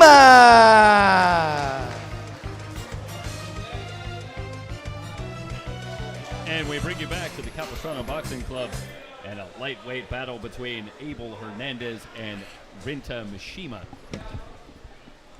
Abel Hernandez weighed in at 133 pounds. Renta Mishima in blue trunks weighed in at 139, so a 6-pound weight advantage for Mishima, who immediately tries to press Hernandez on the opening bell.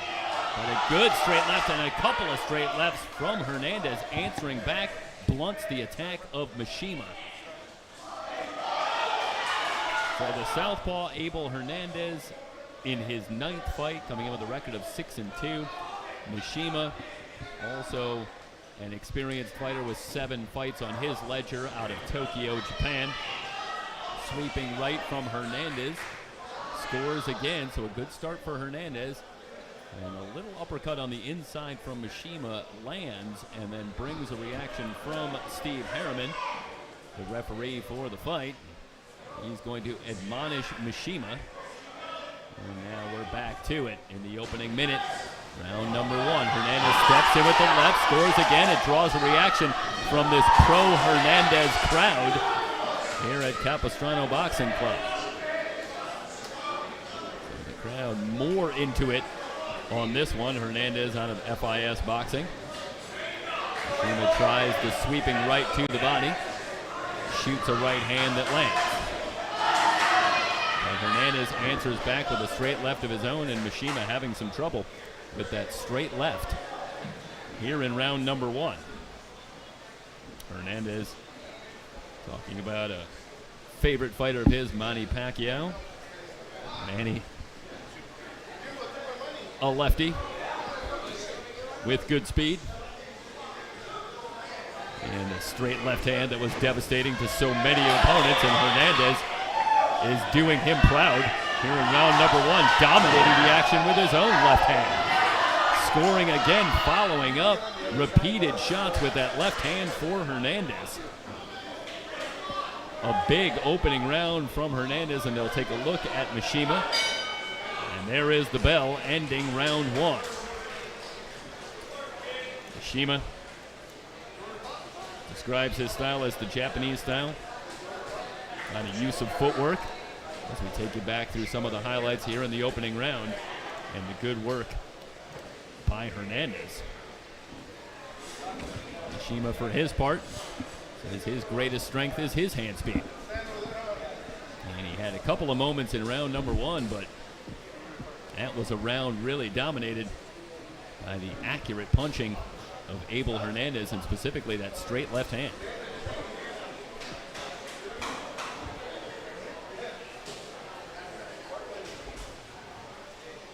Mishima out of the Primo Boxing Academy, trained by Alan Santiago. And we'll see what advice he gets between rounds, as he will look to turn the tables after I think it's no great stretch to theorize that he dropped the opening round. Meanwhile, he lands a good hard right hand to start the second round that momentarily buckled the legs of Hernandez. So you see the power of Mishima. Overhand right scores for Hernandez, trying to answer back. And the work rate of Hernandez helping to quickly even things up here in round number 2 after Mishima landed the hard right hand early. Combination from Mishima, but now he eats a left hand. The right hand off the ropes from Mishima does land as he tries to spin out. Now back at ring center. See Mishima holding that right hand out, and that brings in Steve Harriman as Hernandez spits out the mouthpiece. We'll have a timeout here in round 2.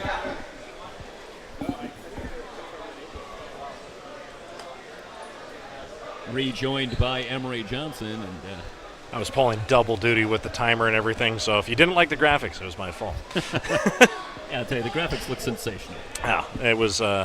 just my opinion. Yeah. But I'm willing to stand by it. Hernandez gets Mishima on the ropes. Unloads with that left hand again.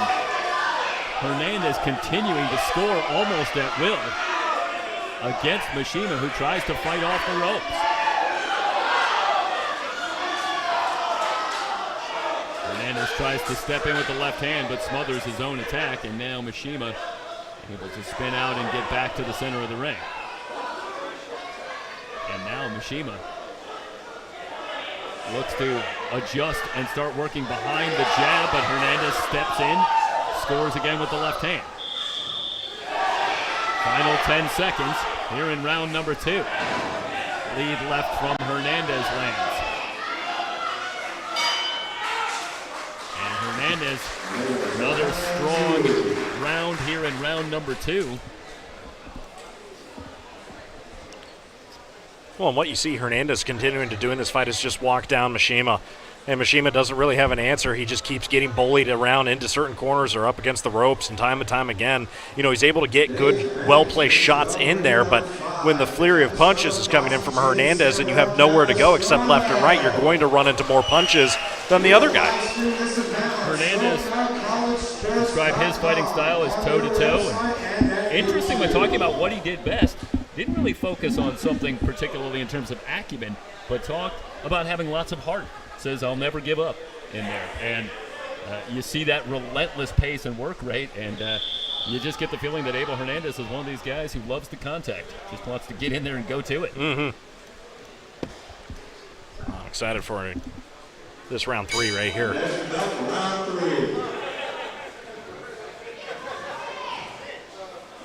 Hernandez immediately starts to go downstairs, trying to dig to the body. Mishima trying to create a little space, but can't get away from Hernandez. Now Hernandez back upstairs with a sweeping right hand. And now timeout called by referee Steve Harriman.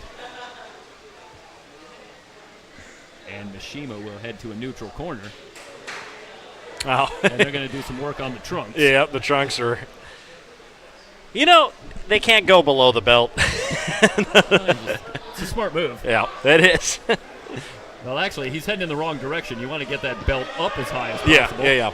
And he's given more surface area. Nice job by Mishima to duck under a couple of punches from Hernandez, but the straight right does land, and now Hernandez, sensing a moment, puts together a string of punches. More than a couple got through, and Steve Harriman is going to give a standing 8 count to Rinta Mishima.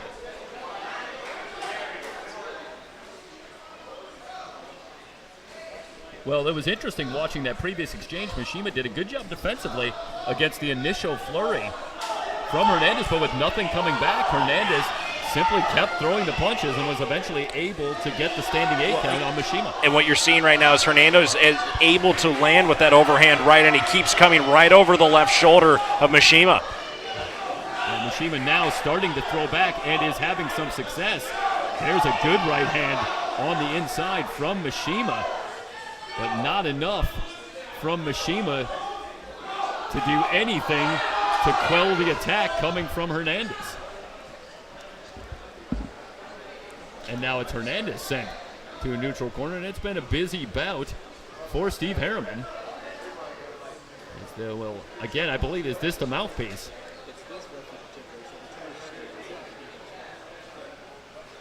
And we take you back to moments before the stoppage. And Emery, when Mishima goes to throw, he has some success. Oh, you know what? They're working on his eyebrow, I think. I think he might have been cut. It's hard to tell from this angle. We have a camera right there on the floor. But yeah, right now, We're behind referee Steve Harriman. We'll have a second angle, I think, of a camera. Yeah, there you go. Yeah, and it looks like it is. We're going to take you back to what we believe is the punch that might have caused the cut. Right on the corner of the eyeball, too, and he yeah, that's a good punch.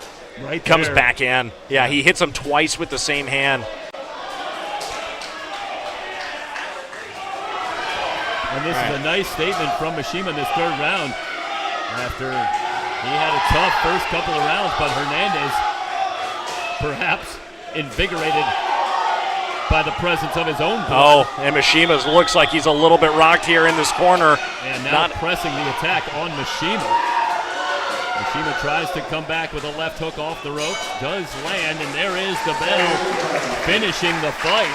All action third round, but you've got to believe that Hernandez certainly did enough over the first 2 rounds to get the decision. We will await the official decision, which will be coming momentarily. Well, and remember, Mishima had also that knockdown standing 8 count, so that's minus a point anyways on the scorecard, but he had a tremendous ending to that round. That might have been 9-9 there at the end of the third. It depends on how the judges score it there in the first and second round, which, like we said, I think it might have been just Hernandez both ways, but my goodness, what a tough fight there at the very end, and you got to have tip your hat to both guys. Coming up, it'll be Bryant Tran and Edgar Delgado. In our next bout, we will take you up ringside as soon as we have the official decision.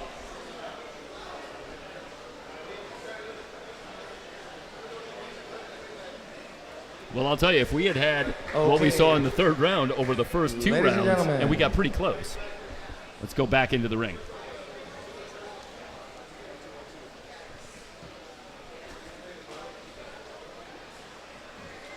And there you can see that cut just outside the eye. Okay, ladies and gentlemen, officials have tallied the scores.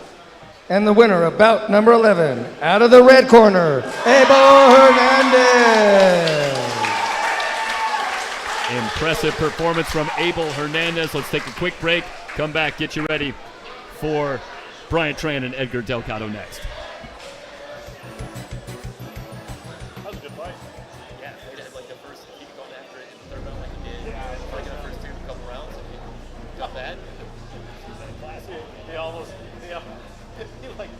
Trophy fell in his hands. He almost threw it when he caught it. I think he got surprised that he caught the trophy. Yeah, no, had Mishima had the same amount of violence that he had in that third round. And that might have been a very different fight. I think he started slow.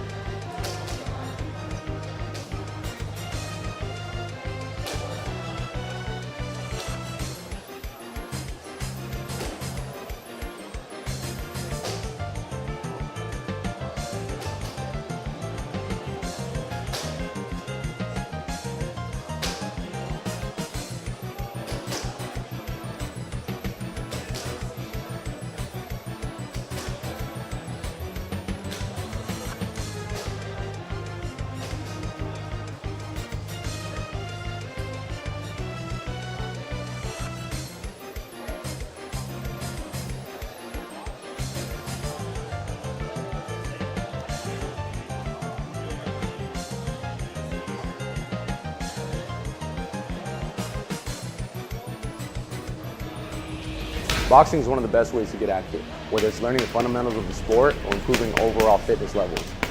Everyone wants to box, but not everyone knows where to begin. That's where our Mitt Masters Academy comes in. I've been a USA boxing instructor for over 25 years now, and our team has developed a method for you to learn and then teach others the basics of boxing. By the end of our course, you'll be able to teach others how to properly hold the mitts, wrap their hands, work the heavy bag, and all the fundamentals of the sport.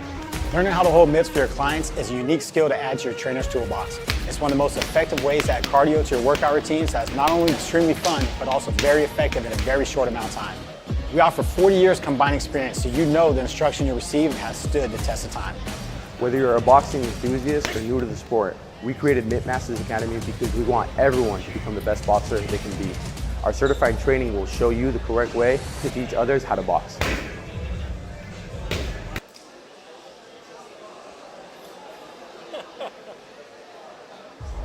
My name is Ray Perez, and I've had Parkinson's disease for 2.5 years.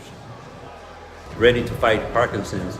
It was nurse developed, it's physician approved, and it's really helped the clients with the symptoms associated with Parkinson's. The thing that Parkinson's does is gentlemen, you today's lose your event is coordination, being live streamed on speech, SoCal muscle memory, College getting Sports. the commands from your brain in your hands. We have seen tremendous improvement with our members. It strengthens the gait pattern, their muscle coordination, their eye-hand coordination. So it allows them to manage the symptoms associated with Parkinson's, hopefully to reduce the amount of medication required.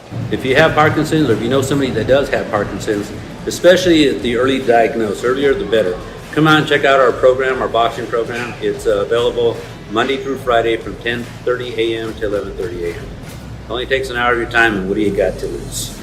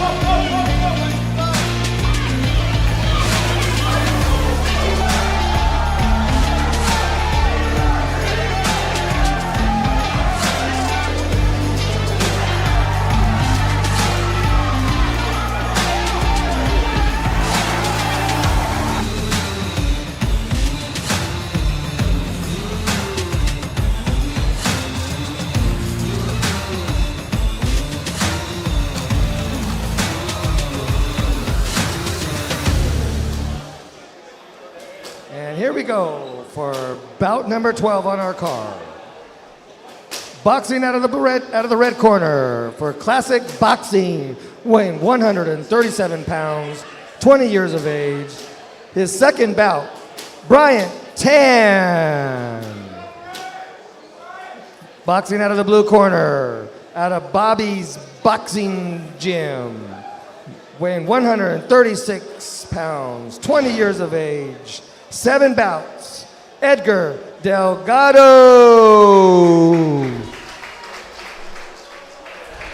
Bryant Tran, Edgar Delgado, weighing in 1 pound apart at 137 and 136. The most notable stat, I should say, on that graphic. The 1 fight for Bryant Tran versus 7 for Delgado, so figure and experience advantage for Delgado in the black shirt. Blue gloves working out of the blue corner. And for Tran, just his second fight, describes his style as aggressive, focusing on pressure. Wants to use head movement and get inside. Starts with a 1-2. Counter left didn't get there from Delgado, and an overhand right did from Tran. Tran putting his punches together, scores with a couple, now goes downstairs. Dominating the early action. Now Delgado comes back with a left hook downstairs.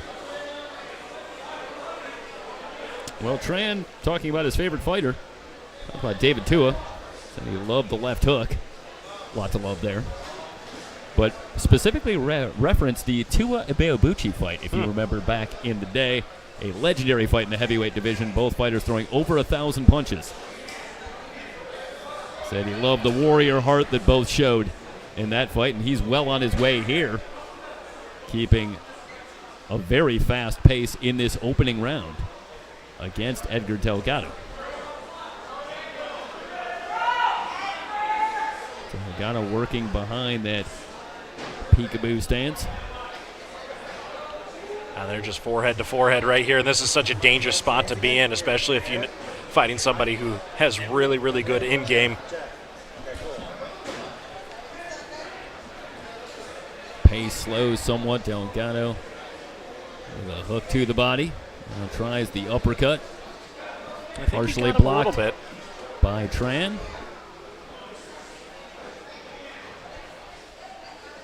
Tran short with the right hand now. That cuffing right lands from Delgado. Tries to follow up. Delgado up against the ropes, and Tran able to get some good work done. Final 10 seconds of round number 1. Tran with his head down, and he's just kind of getting bullied into that corner. Delgado All right, not ladies and able to gentlemen, get round much going 1. at the tail end of round 1. Good first round for Bryant Tran. And we'll take you back to some of the highlights. And Emery, Delgado appeared content to really wait on Tran in that first round, but you have to wonder somewhat if that's going to be effective. All right, Tran ladies and able to gentlemen, work at a quick pretty shout steady out rate. to SoCal College Sports camera crew. Lorenzo. I left our headset for the microphone out of the field, but really quick, just want to note that's a great point there, Jeff. I think Delgado's just kind of using that experience that he has a little bit. He's 1-6 in the record, but 7 fights, 7 bouts. It's a lot of experience here, and yeah, I think he's just trying to wait and see where Tran's punches are going to come from and how he's maybe going to give him a little bit of a heads up where those punches are coming from. It's really interesting and how he's waiting, but I think he's just looking for a spot to throw that punch. And they're going to take a look at Tran. It's more of a wardrobe malfunction, I believe. Meanwhile, Edgar Delgado described himself as a boxer in terms of his fighting style. Says he wants to move forward behind a tight guard, hands up, and that's pretty much what we saw in the first round. But will he be able to get some punches off and get the respect of Bryant Tran here in round number 2? Well, you see Delgado immediately going right back to the body. Both fighters trading left hooks to the body here early in round 2. Tran circles left. And the right uppercut, dangerous punch to throw from outside, but did get through.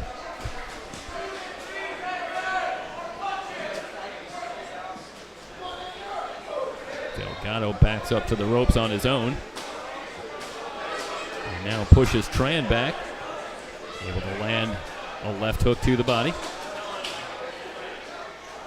Well, some of that work for Delgado in the first round did appear to bear some fruit, as it did slow Tran at least somewhat, as Delgado remains committed to trying to work the body of Tran.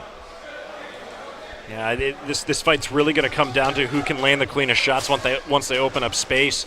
They're tied up right now, and it doesn't quite look like it. But when you're forehead to forehead like that, you got your heads down, and you're trying to just see what small movements the guy's making, on the other side. This is about finding space here and slipping that one really good punch. Very close second round. Straight right from Tran, slips through. Another good left hook from Delgado to the body. That has been the effective punch for Delgado, certainly in this one. A couple of more shots downstairs for Delgado. Tran trying to work on Delgado on the ropes, but really smothering his own attack. Left hook now upstairs from Delgado. Final 10 seconds.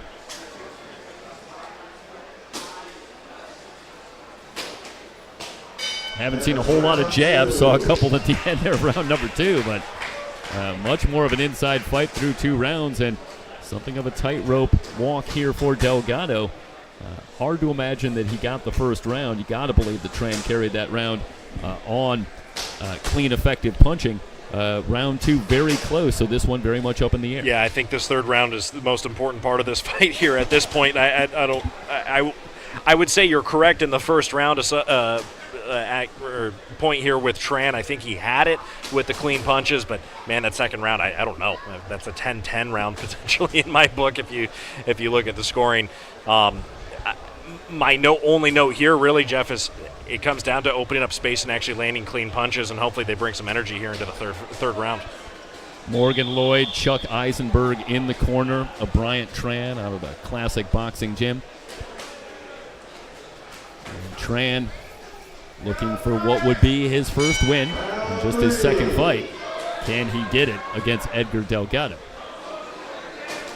Little uppercut on the inside for Tran to start round number 3. A flurry from Tran, but not much getting through. And you see Delgado just stepping forward and getting his head right up against him, and that's almost a bait to Tran. He's wanting him to step back, and right here, see, he's walking him forward, and he's trying to set himself up with his momentum so that if he does step back, he's going to be able to land a shot on Delgado, but Delgado is doing a good job of pushing him back forward, and I think this is kind of a weight game that they're trying to play right now, is who's really going to be gutsy enough to try and open up and get that punch in. Sweeping right from Tran did score. Interesting talking about Delgado that he mentioned his favorite fighter, Canelo, and talked about always being impressed with the head movement of Canelo. And the defense for Delgado is largely there.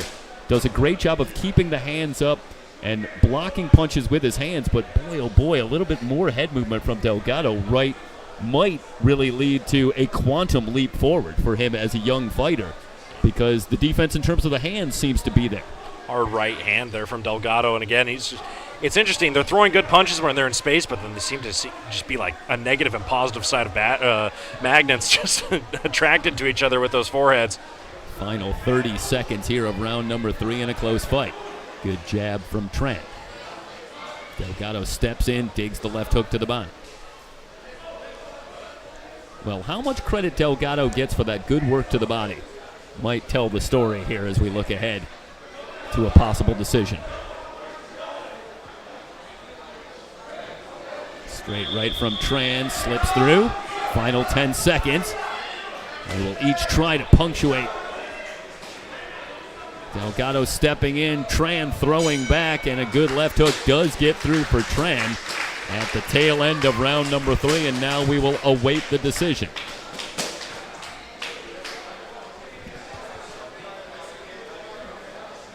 And the judges in this one, Jose Velasco, Steve Harriman, and James Kennedy. As we take you back through some of the highlights of Bryant Tran and Edgar Delgado. Yeah, they're just brawling.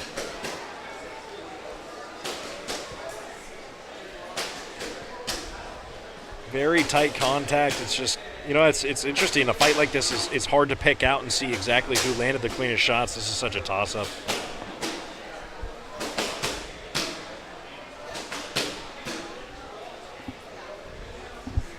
Yeah, this one feels like it has split decision written all over. We're not getting really the official Cards. cards. Officials have tallied the score. Let's go back up ringside. And the winner, out of the red corner, Bryant Tran.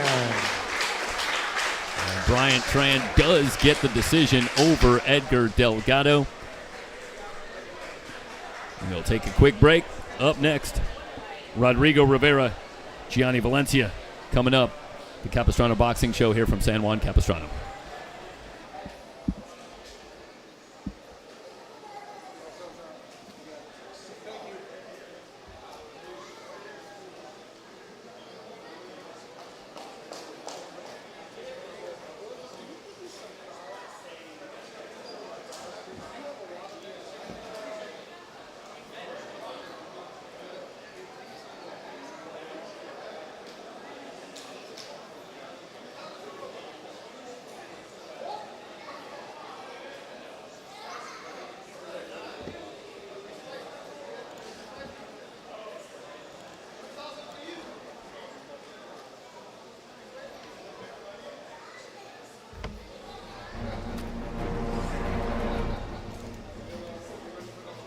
All right, ladies and gentlemen, we are in the 13th bout.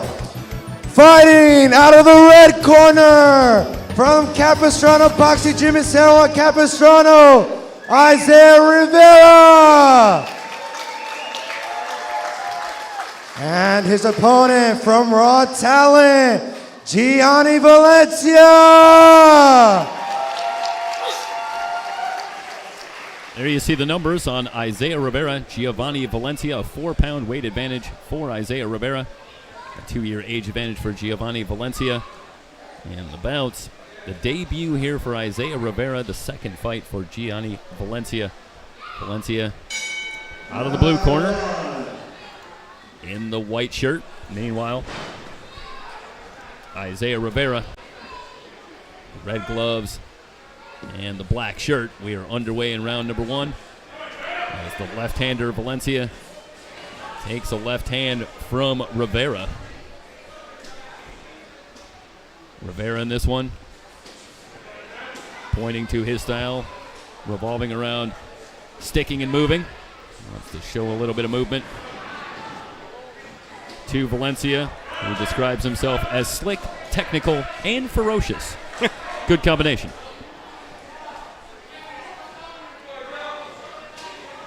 So right away, you see some movement from both fighters here in the opening minute. Yeah, River is a little more bouncy in his step. You can see that he's bouncing between his back leg and his front foot, trying to get a little bit more of a body movement as he shoots in for the jab. And Valencia, a little more toesy.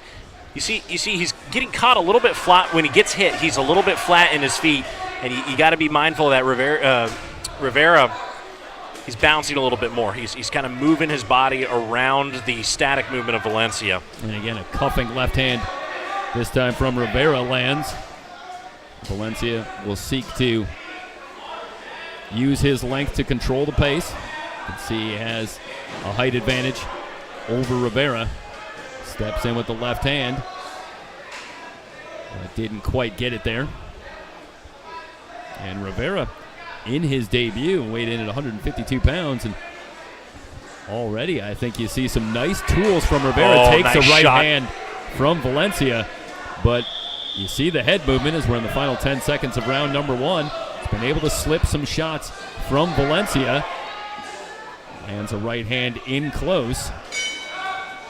And that will do it for round number 1 between Gianni Valencia and Isaiah Rivera.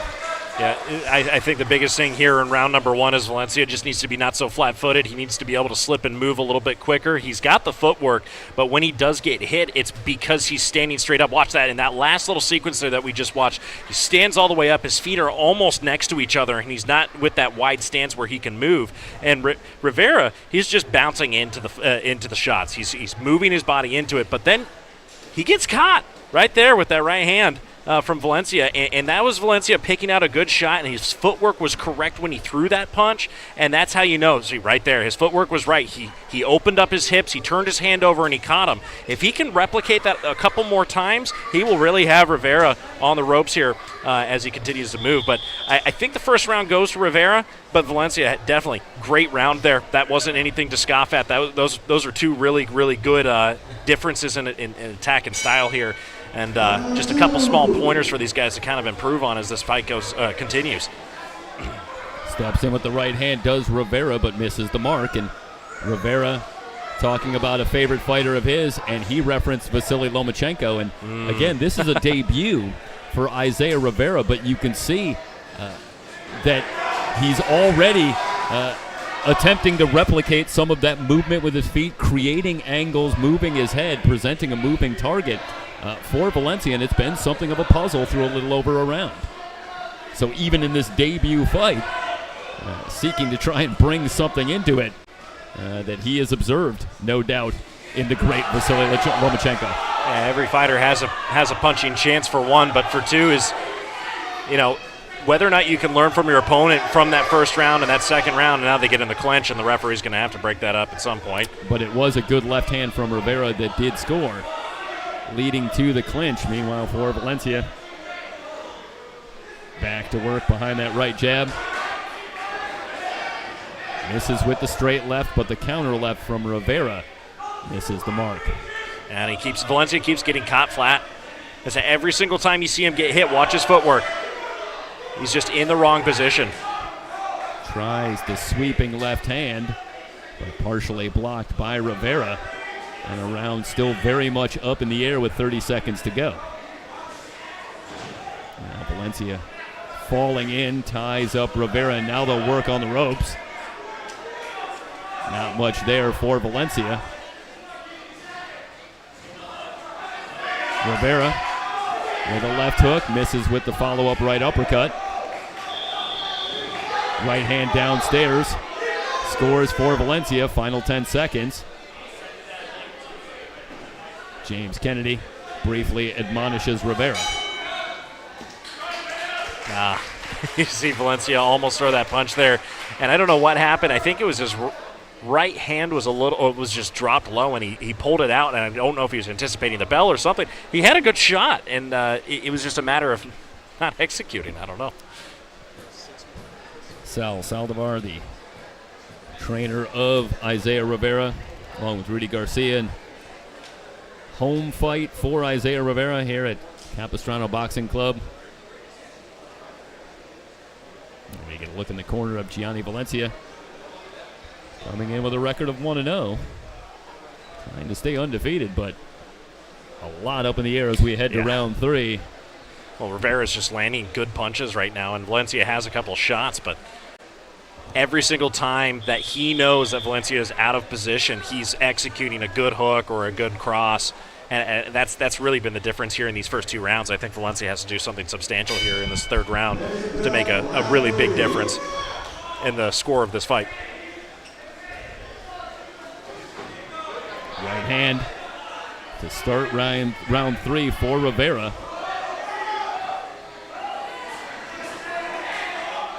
Valencia answers back with a straight left.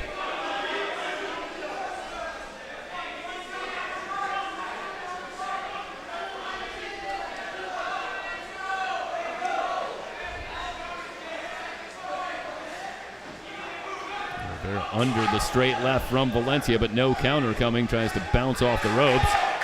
Uppercut on the inside, misses for Valencia. He tries to dig the right hand to the body. And Rivera just keeps making him miss. Wherever the punch is, he's ducking the other way. Again, you see that footwork of Rivera. Constant angles for Valencia, who is having all kinds of difficulty locating Isaiah Rivera. Loads up on the right hand and takes a left hand, does Rivera. Maybe the best punch of the fight for Valencia. Finally able to find the range. Little right hook to the body for Valencia.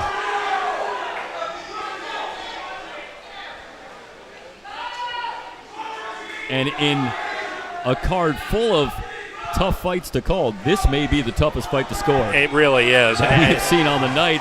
Good combination from Rivera. How important might that be? I feel like every punch is so consequential at this point as we get towards the final 15 seconds.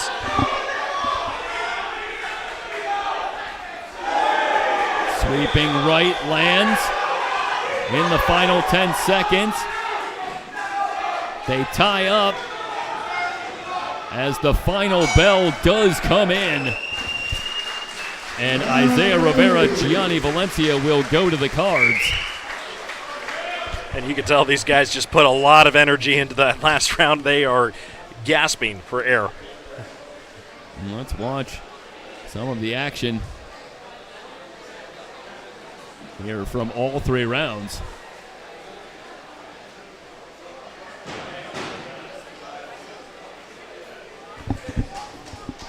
And I got to tell you, Emery, as we await the decision, I was impressed with the natural instincts of both fighters, but particularly Isaiah Rivera in his debut. Just showed to me tremendous instincts in terms of controlling distance and giving angles defensively. Well, look at how long Valencia is, and for him to be able to create space Bout 13, like that. Bout 13 is Gianni Valencia from Raw Talent. And the decision goes to Valencia in what I think had to be an extraordinarily close fight, but give Valencia some credit. We talked a lot about Rivera and the defense he showed, but there wasn't a whole lot coming back either. Valencia did a good job, certainly controlling distance and pace in that one, as he very much set out to do, and stays perfect. 2 fights, 2 wins for Gianni Valencia. Let's step aside, rejoin you for our next bout here on SoCalCollegeSports.com.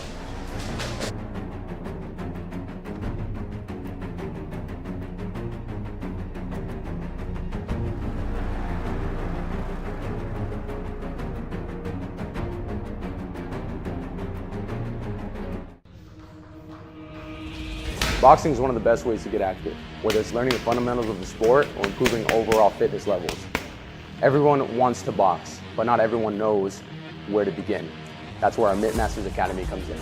I've been a USA boxing instructor for over 25 years now, and our team has developed a method for you to learn and then teach others the basics of boxing. By the end of our course, you'll be able to teach others how to properly hold the mitts, wrap their hands, work the heavy bag, and all the fundamentals of the sport. Learning how to hold mitts for your clients is a unique skill to add to your trainer's toolbox. It's one of the most effective ways to add cardio to your workout routines that's not only extremely fun, but also very effective in a very short amount of time. We offer 40 years combined experience, so you know the instruction you received has stood the test of time. Whether you're a boxing enthusiast or new to the sport, we created Mitt Masters Academy because we want everyone to become the best boxer they can be. Our certified training will show you the correct way to teach others how to box.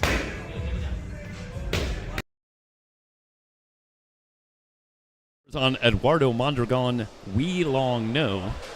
See the 7-year age advantage for We Long No, who also carries a 4-pound weight advantage into the ring. Both fighters come in with some experience. This, the 7th fight for Eduardo Mondragon Lopez, the 9th fight for We Long No. Mondragon in the black top, and We Long No in the white. Underway here in round number 1. It's in the lightweight division. Takes a hard shot as he shoots in. Tries the overhand right. Mondragon. Just a grazing shot for Mondragon. Yeah, dangerous with that right hand, you can already tell.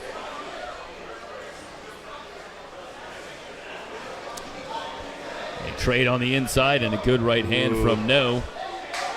Well, look at that Wins from No. the exchange. Sorry, Emery. No, that's okay. I just it's interesting because you watch No. He's trying to be smart about how he's throwing his punches, but he's not throwing as many. And I think Mondragon is able to kind of hit here and find some spots and make some effect here on this fight. But No's got to be able to punch the back. body, but a counter left hook for No. And a straight right for No lands as well. Good back and forth opening round. The jab scores again for Mondragon, and early that's been a weapon for Mondragon. Landed a couple of jabs here in round 1. But now with his back on the ropes and holding his hands low, that is a tightrope walk for Mondragon. Yeah, but he's making smart punches here against No. No is almost standing still when he steps up to get punched. His head doesn't move, and he's getting hit in motion from Mondragon. No. Lands a right hand to the body and a good right hand over the top on Mondragon. This one continues at a fast pace. Mondragon digs to the body. Again, the counter left there for No. Final seconds of round number 1. Entertaining opening round between Eduardo Mondragon Lopez and We Long No. Yeah, I think first round definitely goes to Mondragon. Well, that's if one I can unofficially make a point there. where we would love to see some punch stat numbers, because both fighters had their share of moments in that first round. And how apt is that as we talk about Eduardo Mondragon talking about his fighting style, describing it as classic but entertaining, very interesting. And once again, boy, you can't say these guys don't have any truth in advertising here. They have been spot on in their own appraisal of their fighting style. And yet again, that is exactly how I would describe Eduardo Mondragon's fight style off the one round that I've seen. Yeah, well, look at the fighters that he also looks up to. You got Gennady Golovkin with the strength, but Lomachenko from, just cutting different angles, and that's kind of how he's moving. He's throwing a couple different angles, and he's definitely throwing his punches hard. Yeah. And Shakur Stevenson, just to complete the 3 that he offered, and then says that he looks up to Stevenson as a southpaw, but he's been in the orthodox stance the whole time, so unless he's looking to bring that in eventually, he will just admire that from afar. Might one we would see suspect. the switch? Jeff, might we see the switch? Right. Well, I don't think he should go away from what he's doing because so far it's certainly been effective. Misses with the left hook, but does score with the follow-up. Right hand from No gets there, and he follows it up with another. And that's where this fight becomes really close here, Jeff, is because, you can see a lot of the punches hitting and connecting, but he's also swinging and missing quite a few times, and No came in there with a really nice uppercut shot just a second ago. Mondragon trying to work the body of Wei Lung No. Good combination, punctuated by a strong left hand for No. Hey, just every once in a while he throws in that really clean, good shot. It's like, man, I don't know if that scores really well. Counter left again for No, but answered back with a good left hook from Mondragon. No able to turn away from that right hook from Mondragon.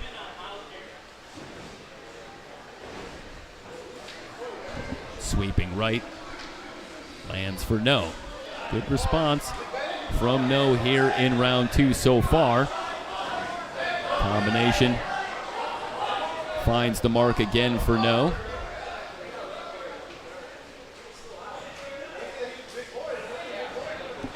Now Mondragon trying to work behind the jab.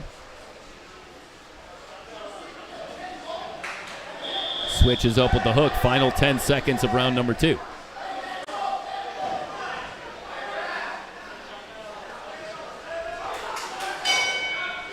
Two rounds in the books in an entertaining 3-round bout between Eduardo Mondragon and Wei Lung No. And as has been the theme for pretty much our entire card, an awful lot up in the air, you would assume, as we head to round 3 in this one. Yeah, this has been a very entertaining fight. Both guys landing really clean punches, and I'm just interested by the counter punching from No. It just seems every single time I see him throw a counter punch, it lands clean and it lands good. But Mondragon is he's punching so often and so willingly, and he's hitting a lot of these percentage shots. So it's it's quite the conundrum for the judges, I tell you that. Yeah, Mondragon trying to carry the day with activity and consistent pressure. And No, it would seem, trying to work in between and land the counters, and he's been precise. But we've seen a couple of bouts on this card already where you have the sense that the judges have rewarded consistent aggressiveness.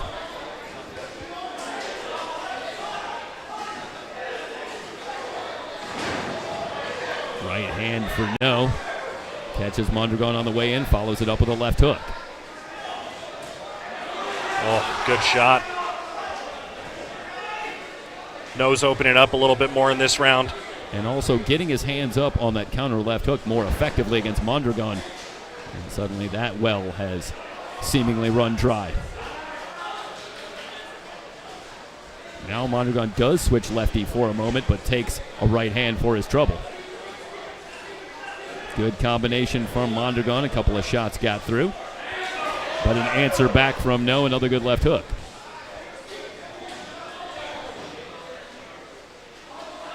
Lightweights battling it out. What a fun weight class. And No. Good jab from No. We haven't seen a whole lot of jabs from No. Mondragon generally hasn't allowed it. Answers back with a good jab of his own.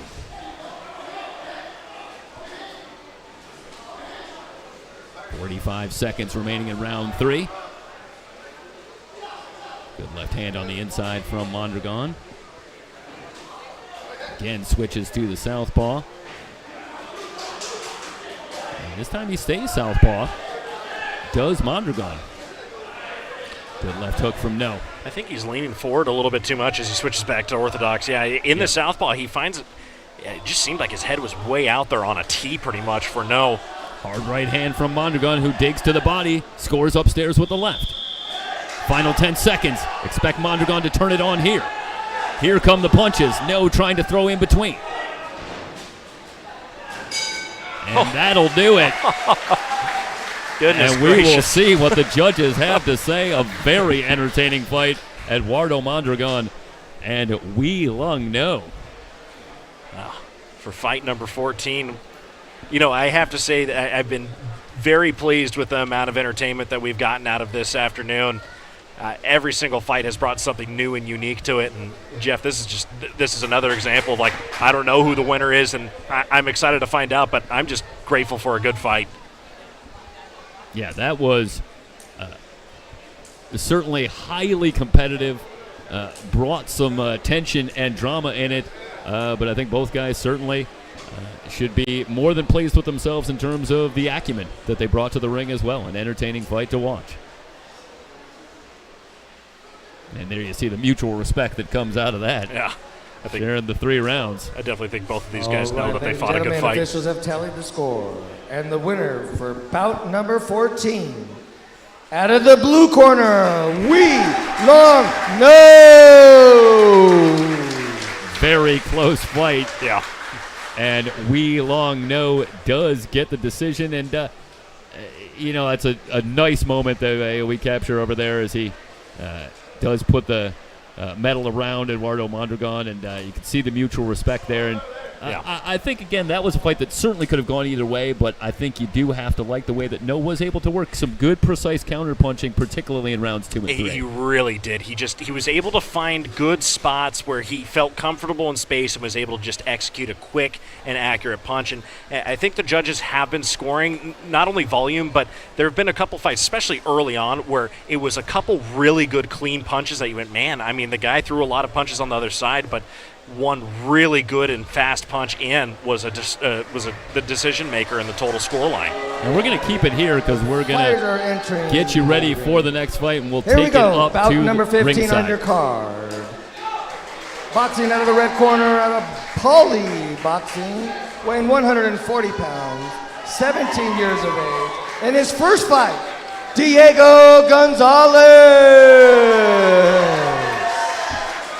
Boxing out of the blue corner, and also in his premier fight, weighing raw talent, weighing 144 pounds, 19 years of age, Jacob Olaguez.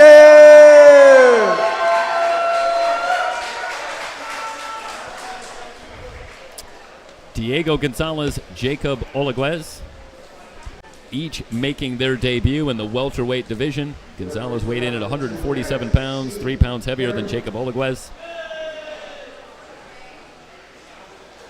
Gonzalez at 17 years of age, Olaguez at 19. And we are underway.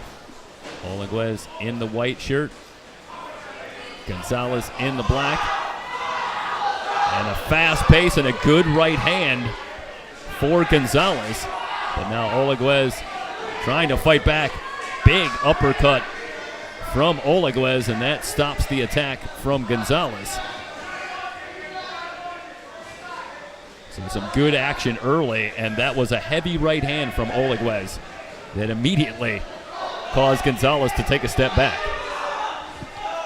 Yeah, both of these guys on their maiden fights. Mistakes can be made very early because of the nerves that you're feeling when you're walking into that ring. Obviously, you've sparred before, you've fought before, but it's a situation like this where now it counts and now it matters, and that guy's going into this other side of the ring to hurt you. So sometimes the nerves can get the best of you and you find yourself in a bad position, but it looks like they've settled down a little bit here. Counter from Gonzalez, and Olaguez takes a step back. Leaping left hook scores for Gonzalez, who now has Olaguez on the ropes, following up with some hard shots. Gonzalez with a big flurry. And here comes referee Steve Harriman, who will separate them, and that will bring the standing 8 count for Gonzalez on Olaguez. Yeah, just look at him. It's almost overwhelming. I don't think Olaguez is really just aware of what's going on when he's getting hit that many times, and he's just kind of backing up and not throwing his guard, and he's getting hit and exposing himself. Comes back with a right hand, does Olaguez. Gonzalez looking to fight on the inside, takes another right hand from Olaguez. Back and forth first round, but Gonzalez, by virtue of earning that standing 8 count, figures to have carried the round, but Olaguez did have a couple of moments in that opening stanza. Yeah, that's a tough one for the judges to score there, but I think that obviously you have the docked point for the standing 8 count. That's going to affect the scorecard there, so hard to say, but I think Gonzalez takes round number 1. Well, it's hard to overlook when you put together a flurry and you get the standing 8 count. Yeah, I mean, he just has him overwhelmed right there. That's about as close to a knockdown as you're generally going to see. Yes. Yeah. At the amateur level, it's not rare, but I would say it's more uncommon than it's not. You know, the headgear does definitely help quite a little bit.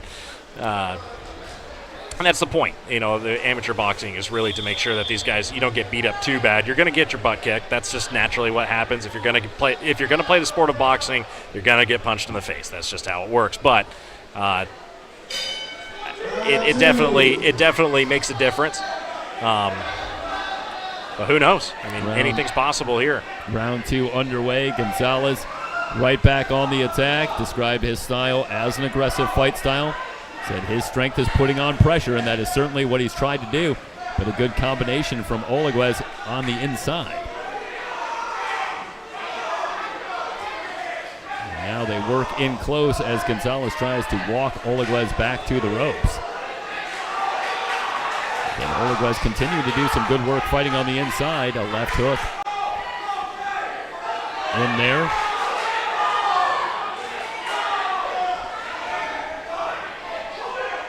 Left hand might have strayed low for Gonzalez, but no call from Steve Harriman.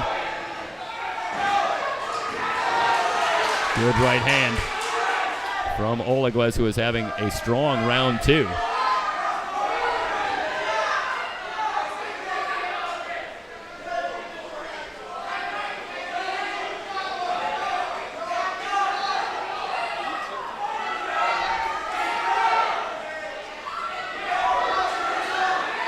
Couple of little right hands from Gonzalez do find the mark, and now working inside. Able to follow up with a combination is Diego Gonzalez, tightening this round.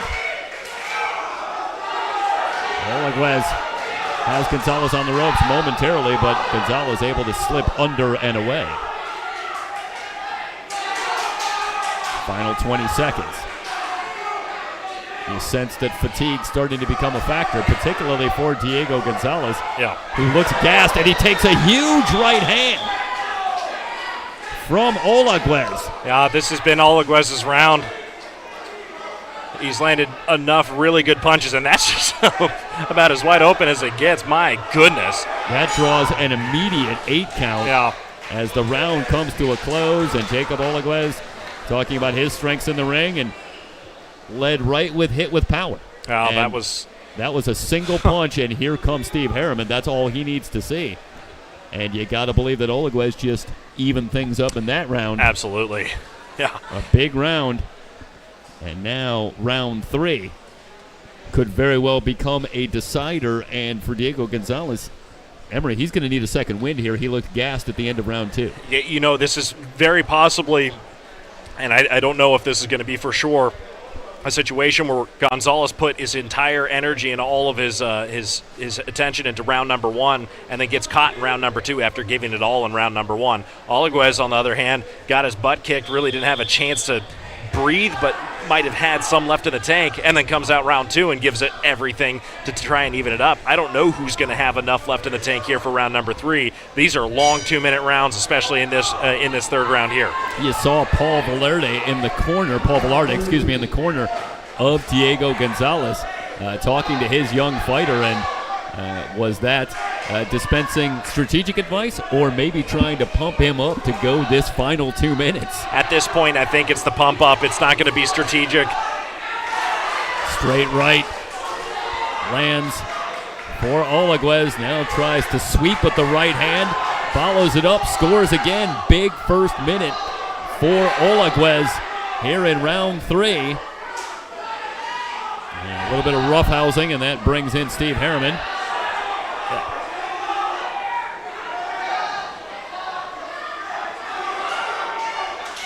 And Emery, I think if you're Olaguez in this point, well, you just put your head down and focus on just trying to touch Diego Gonzalez with that right hand. That's a punch that can land as Gonzalez comes back with a combination of his own.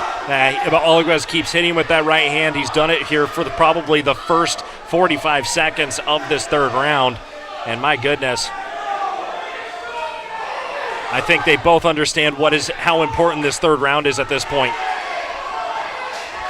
Right hand again for Olaguez. Gonzalez off the ropes. Lands a right hand as well. Final 30 seconds. 1-2 from Olaguez. Both these fighters in their debut fights. Overhand right lands for Olaguez, who looks to go to the body. Final 10 seconds. Olaguez thinks it's over, but now brought back to the task at hand. Round 3 comes to a close. Gonzalez and Olaguez, and we will await the decision. Did Olaguez do enough in the last 2 rounds to come back and get this one? Yeah, I think Olaguez did enough, especially there in that third round. He started out that third round so strong, and he continued to finish outside of the distracting whistle there in the final 10 seconds. That's a dangerous moment, and we've seen fights end that way, Jeff. Yeah, I mean, I think it's been a little confusing, and if you don't know or you aren't thinking of it, when you hear that, you might think the round's over instead of the final 10 seconds, but Olaguez able to get the word that it was still going on and able to protect himself and finish out the round. I think I'm interested to know whether or not that, why they chose to go with the whistle versus the clappers. But Tally the score. Let's go and back. And the winner of Bout 15, ringside. Boxing out of the blue corner, Jacob Olaguez. Does get the win. Yeah, I think there at the very end he did enough, especially in that second round. We'll step aside, come back, get you ready for our next battle. It'll be Edith Gutierrez and Kim Sanchez coming up on SoCalCollegeSports.com.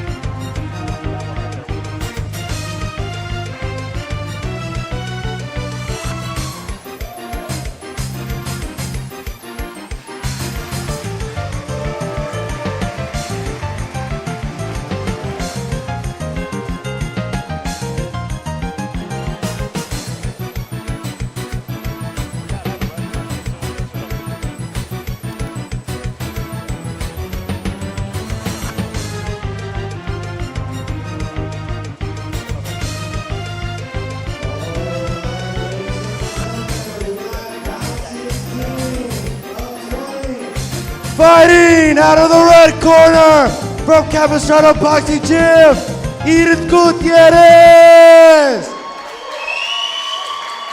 And the opponent fighting out of the blue corner from Bobby's Boxing Club, Kim Sanchez. Edith Gutierrez, Kim Sanchez in the ring for Edith Gutierrez. Makes her debut, weighing in at 142 pounds. Out of the Capistrano Boxing Club right here. So fighting at home against Kim Sanchez, well-traveled with 7 bouts on her ledger coming into this one. So a tough assignment for Edith Gutierrez. In her debut, she will be in the black shirt. Meanwhile, Kim Sanchez in the blue trunks and the gray top. Ready to go. Kim Sanchez trains out of Bobby's Boxing Club.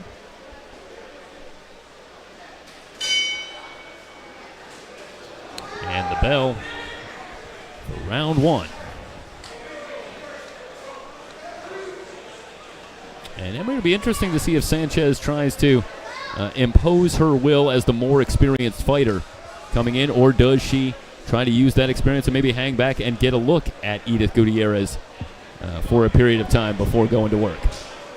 It looks like she's going to start right in and go right after Gutierrez.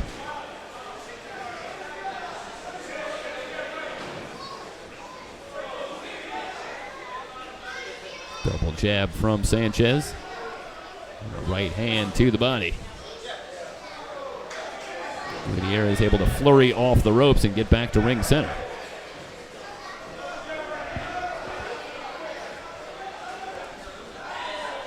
Straight left from Gutierrez and a right uppercut. Both land. Good salvo from Gutierrez. Her last couple combinations have really been working with what she's got going on. I think she kind of found a hole inside of the guard of Sanchez. And now puts Sanchez on the ropes, letting her hands go. The left-hander Gutierrez with an auspicious start in her debut. Ref gives a warning. Couldn't see who it was, but it was for an elbow. And we've seen Gutierrez fight both as a lefty and a righty. She was fighting lefty earlier, momentarily turned to an orthodox stance.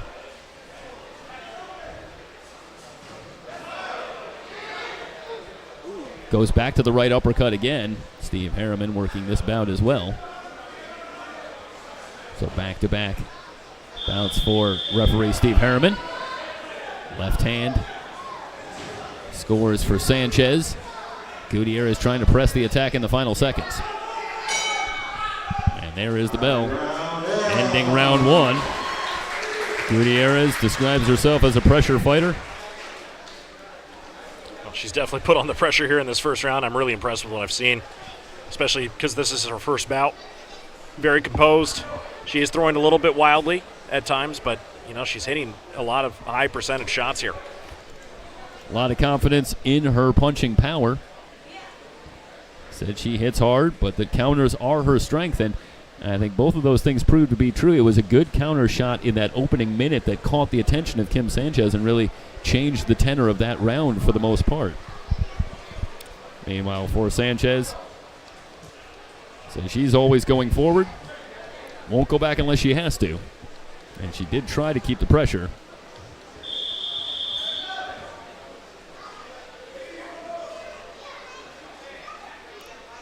Round two underway from the Capistrano Boxing Club.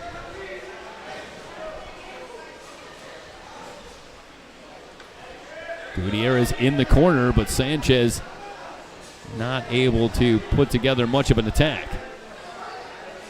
Still, Gutierrez in the corner. Now a little left hand does get through for Sanchez. Now you see Gutierrez putting on that, you see Sanchez putting on that pressure now. She's starting to walk Gutierrez down into the ropes, and she's moved her across the ring twice now. Being a little more tactful with how she throws her punches. Gutierrez has been able to use the uppercut effectively over the first round and coming up on a half.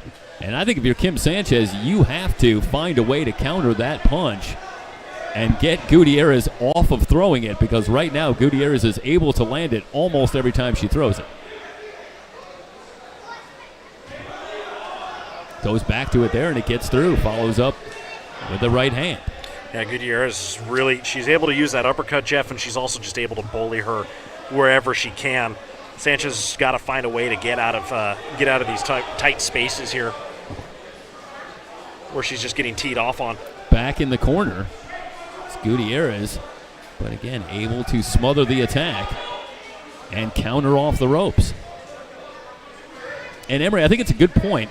Gutierrez, you just talk about sometimes brute strength is a key, and Gutierrez is able to walk forward and essentially walk Sanchez off the ropes and back into the center of the ring. Yeah, and Sanchez is doing a good job. She's got her in the corner right now, but watch, Gutierrez will get her out of this corner, or at least maybe make a liar out of me. But look at that. See, she's walking her out. But then back with a good combination. Sanchez, that is maybe the best work she has done having Gutierrez on the ropes. Round two draws to a close. Edith Gutierrez and Kim Sanchez here from Capistrano Boxing Club. And that was a tight round, back and forth action. Again, Edith Gutierrez making her debut here today.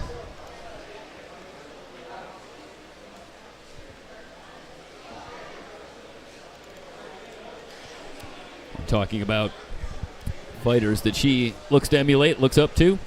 she went a little off the boxing path, just grazed it with Conor McGregor.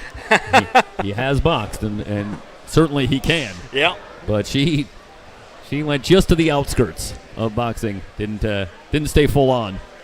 But Conor McGregor loves his movement and attitude. Yeah. Who doesn't? Yeah. The spaghetti arm technique. Yep. Sanchez immediately walks forward, trying to bring the pressure. Gutierrez fighting off the ropes. Good exchange on the inside, and a left uppercut from Gutierrez finds the mark again. Jeff, might I be able to convince you to announce this third round in an Irish accent? I don't do accents. I don't have that kind of talent. Oh, Gutierrez comes in. She's looking to fight with the right hand. Don't you think I would have that if I could possibly do it? Who doesn't want that accent? Just can't do it. That's okay. I'm stuck with this one voice and accent. Meanwhile, Gutierrez continues to fight effectively off the ropes. A combination lands again. Sanchez takes a step back and then moves forward once again. Takes a left hand. And Gutierrez now scores with the right. And boy, that was a nice moment from Gutierrez where you saw lands the combination, then turns her opponent, steps around to the side. And this is another one that we've seen a couple of times tonight. Boy, it is hard to believe that this is a debut for Edith Gutierrez, because there are some nice tools being shown by Edith Gutierrez in this, her first fight. Yeah, she has a way about getting her hands out from her body and be able to find punches that otherwise, she wouldn't, if she was so caught up in her guard, she wouldn't be able to execute. And I'm really enjoying watching her work this way. But she did just get a warning again from the referee for her elbow. I think when she's coming around and misses with her hook, she's cutting in and getting to her guard really quickly, but it looks like her elbow is coming around. Yeah, and she's using her hands to push Sanchez off, and that has drawn some attention as well. But if Steve Harriman is not going to put a stop to that, then Edith Gutierrez can continue to use it effectively, it would seem. Sanchez trying to fire off the ropes, and this one in the books, and we will await the decision, but I think either way, an impressive debut from Edith Gutierrez against Kim Sanchez, an experienced fighter for her debut. Wow. In her 8th fight, and we will await and see what the judges have to say, but I think on clean punching, Edith Gutierrez seemed to carry the rounds. Yeah, it was impressive, and you can tell that she's put her work in here at the Capistrano Boxing Club. I mean, emphasis on sparring and sparring and sparring before you get into that ring, and I think she's done her work getting ready.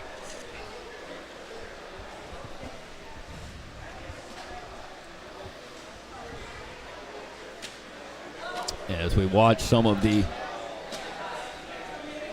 replays, and another thing that I think bears repeating is that Sanchez has a difficult style to deal with. There's relentless pressure. She's going to walk to you. Did a good job of putting her on the ropes. That's not a great style to look great against. Let's go into the ring for the announcement of the official decision.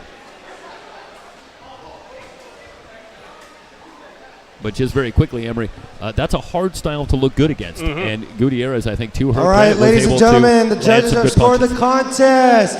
Fighting out of the red corner, Edith Gutierrez.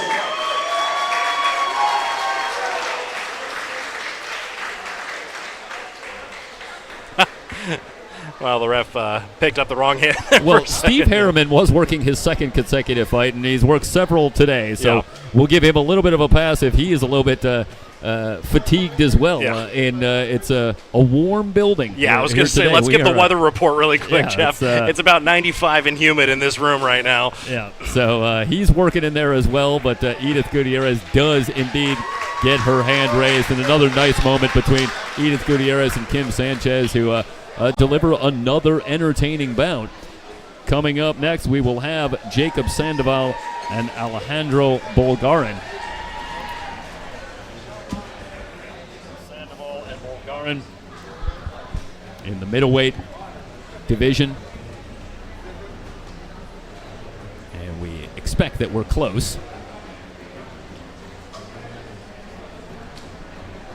Mario Figueroa our will boxers return are as entering our the ring. referee. Let's go back ringside. Okay, ladies and gentlemen, here we go.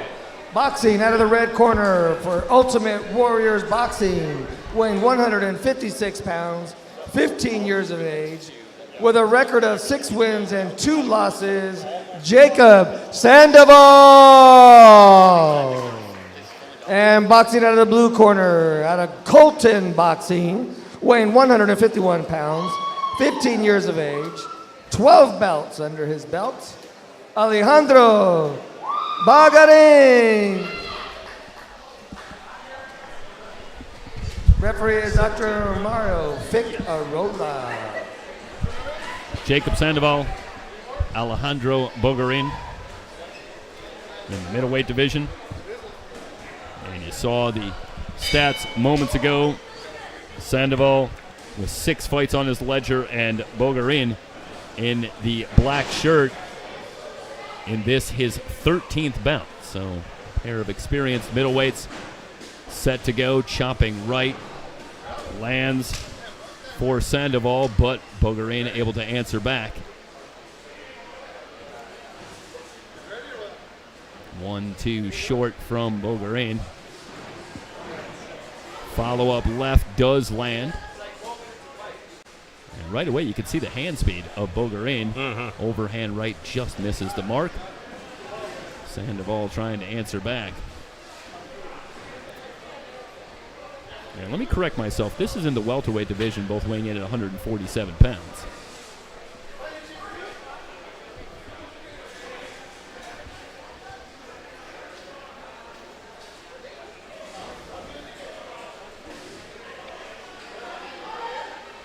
More measured pace here in the opening round.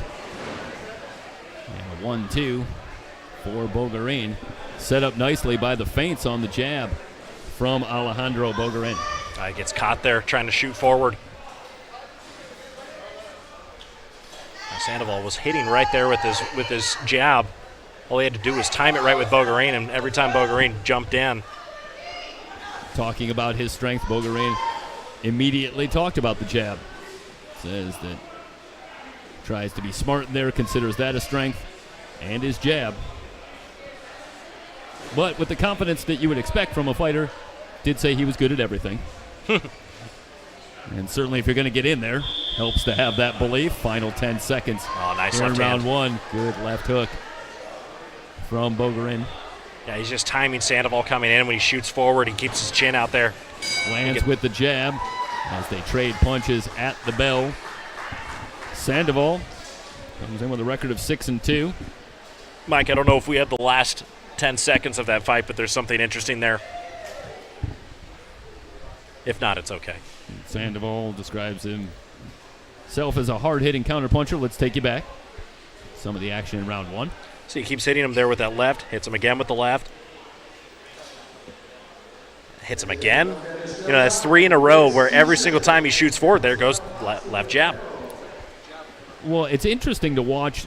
Couple of ways to throw the jab. There you see him step in with the jab, more of as an offensive weapon, but he used it very effectively in that opening round when Sandoval was trying to close distance, more of a defensive weapon. Yeah. All it is a counter punch from the aggressor's step forward. You're essentially waiting for them to close space. You're using your long arms and you're whipping your punch in there, and it's basically you're having their chin meet your hand is really what ends up happening. Sandoval, for his part, says his greatest strength in the ring is as a counterpuncher. Will he find a way to solve the riddle of that Borarin jab here in rounds 2 and 3? Borarin moves him back to the ropes, lands a good combination. Sandoval forced to tie up.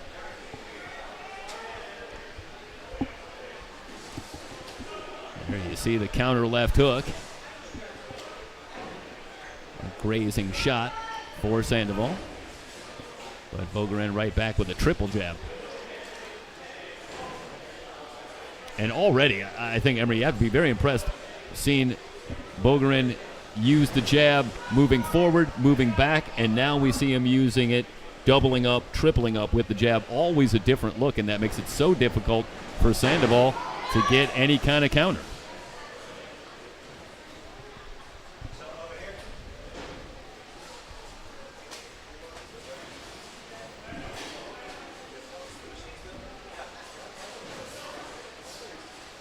Lead right for Sandoval, falls just short. Now tries to jab, and Bogarin steps in behind a combination. 35 seconds to go in round 2.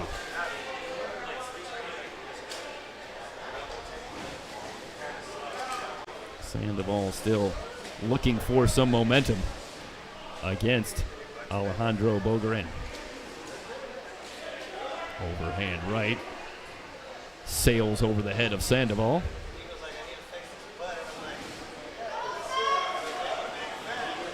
And what do you say if you're working with Sandoval right now from what you see from Bogarin? How do you go about going after this guy? It's really tough because, you're saying your strength is a counterpuncher, and you got to find a way to get away from his jab, because all Bogarin is coming doing, he's bullying you with his jab and then taking his sweet time with his right hand and waiting for a good spot to throw it in. You'll see in a couple of these combinations where he just becomes the aggressor and he doesn't allow Sandoval to even punch back. Sandoval's just taking it. Well, certainly the technique and the timing is there for Bogarin, and the speed is clearly the kind of speed that requires an adjustment. It's not everyday speed that you see from Bogarin.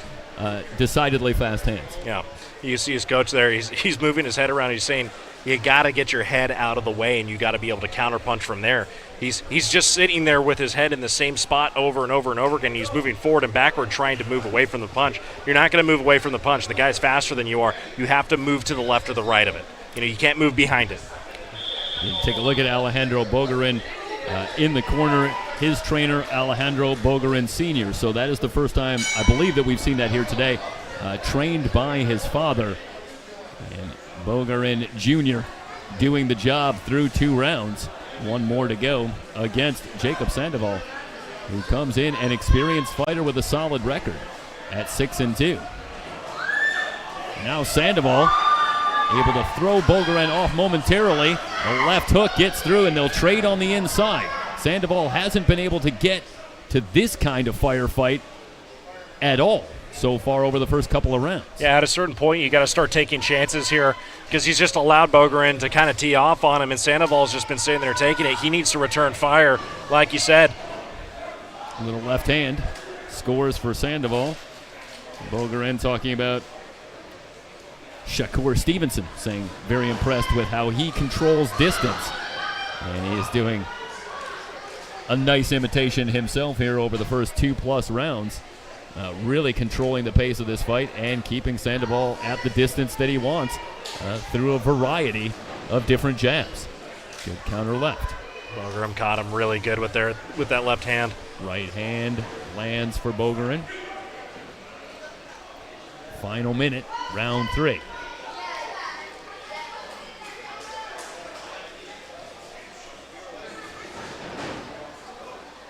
Now they'll tie up.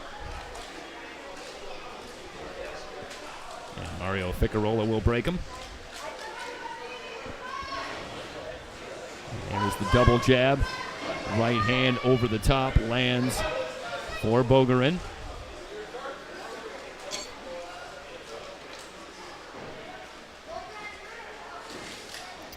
Alejandro Bogarin has his record at 7-4. Would appear to be on his way to win number 8. A home run shot from Sandoval misses the mark. As round 3 comes to a close, and we'll await the decision. But Bogarin, it would seem a very solid performance over the 3 rounds. Yeah, definitely a solid performance there, but it was interesting. He had his hands down in the final 2 seconds of the fight. He ends up taking 2 really good shots from Sandoval. Take it back through some of the highlights.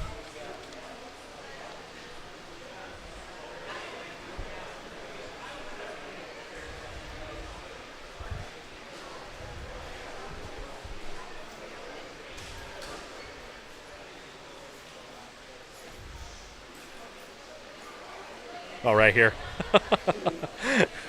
Yeah, there's a good right hand right at the end. Well, he puts his hands behind his back. Score for bout number 17.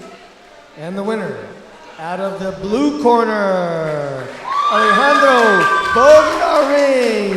So Borarin with the decision over Jacob Sandoval.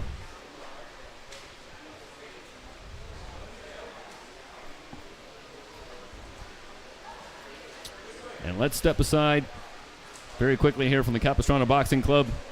The Capistrano Boxing Show here on SoCalCollegeSports.com. Quick shout out to Capistrano Boxing Gym, San Juan Capistrano. We're holding this girl in 5. We're going, Jeff. Final fight of the day. It is. They took down the 40. They said 18 when we started.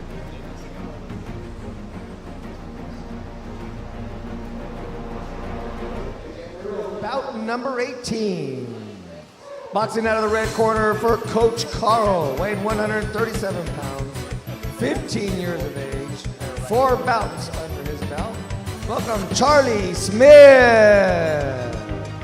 Boxing out of the blue corner for Cool Boys Boxing, weighing 137 pounds, 15 years of age, 1 belt under his belt. Christopher Reynoso.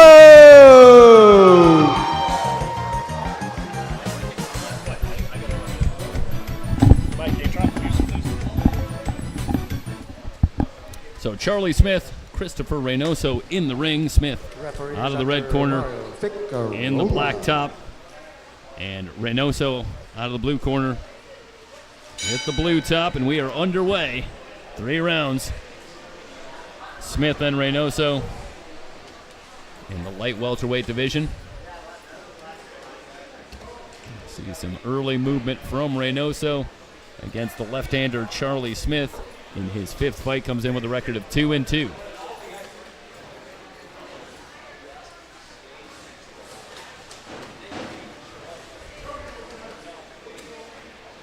Combination for Smith. And a couple of punches went through, and then a left hand drops Reynoso. So Smith with a left hook able to knock Reynoso down. And it's just a great combination, Emery, punctuated by that hard left hand. It just comes back, right hook, left hook, right hook. So Charlie Smith scores the first knockdown of the day, now works downstairs with the left hook.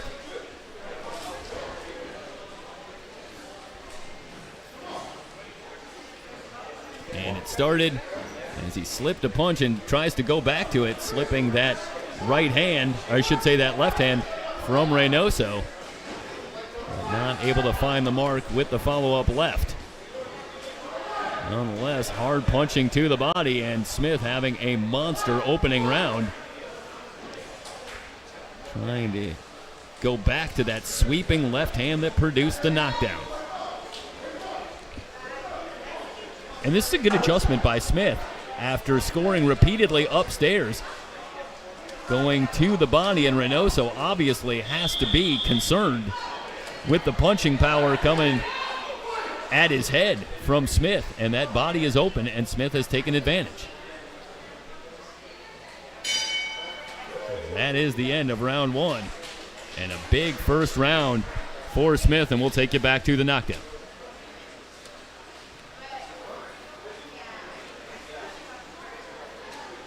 My goodness. Just lots of power there.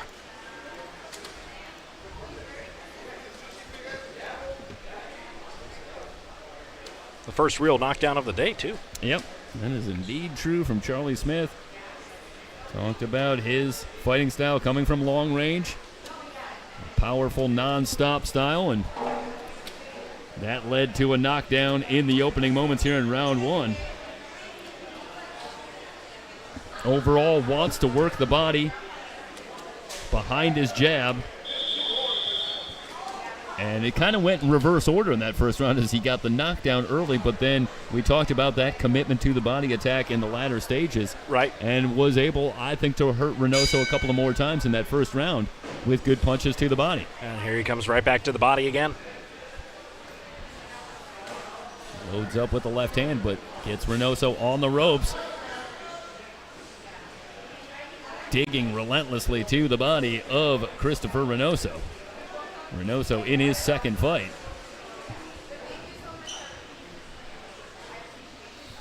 Wants to bring an aggressive style and work close, and he would do well to get inside those long punches of Smith. It was a combination from outside that led to the knockdown in round one.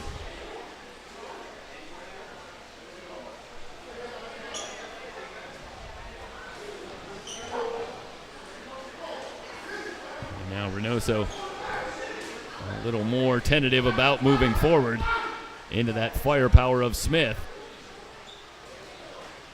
Again, is able to turn over that left hand and land again. Now Reynoso with a left hook on the inside. Under a minute to go in round two.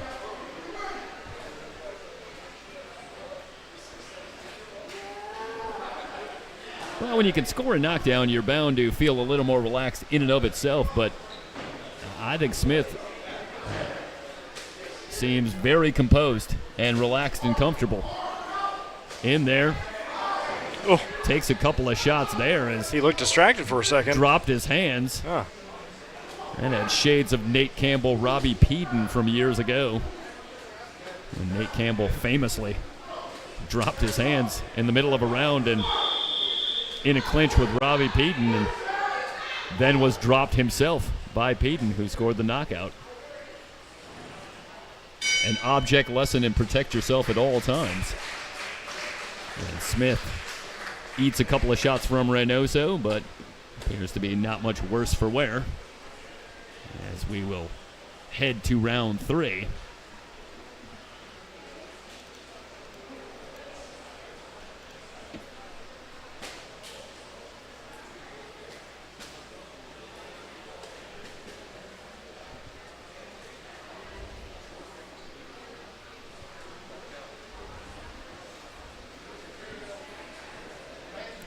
Reynoso in his corner out of Cool Boys Boxing Gym.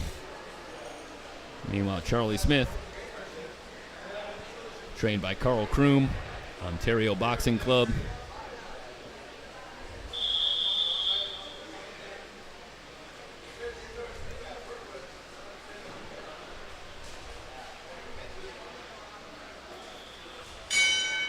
And there is the bell for round three.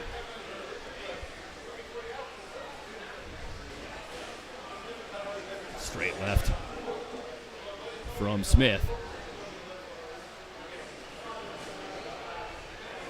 And now tries to dig a left hand to the body.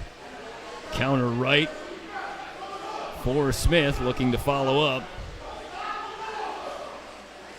And Reynoso proving to be an available target for Smith, who continues to counter effectively in between the punches of Reynoso. And it just looks like Smith is able to hit at will whenever he wants.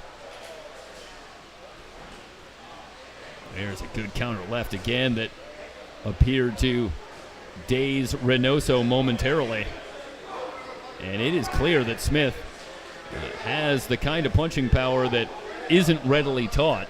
You can see by the way that Reynoso takes the shots. And Smith is very heavy-handed. And this has been a dominating performance from Charlie Smith. Looking to get himself back over 500, coming in with a record of 2-2. Under 40 seconds to go in round three. And Reynoso showing incredible toughness, standing up to these punches and continuing to try and find a way. Lands a right hand on the inside, but then eats a couple of heavy shots from Smith in return. Smith now has Reynoso in the corner, and Mario Figueroa is going to give a standing 8 count. And I think it's a good call. Reynoso in all kinds of trouble in that corner.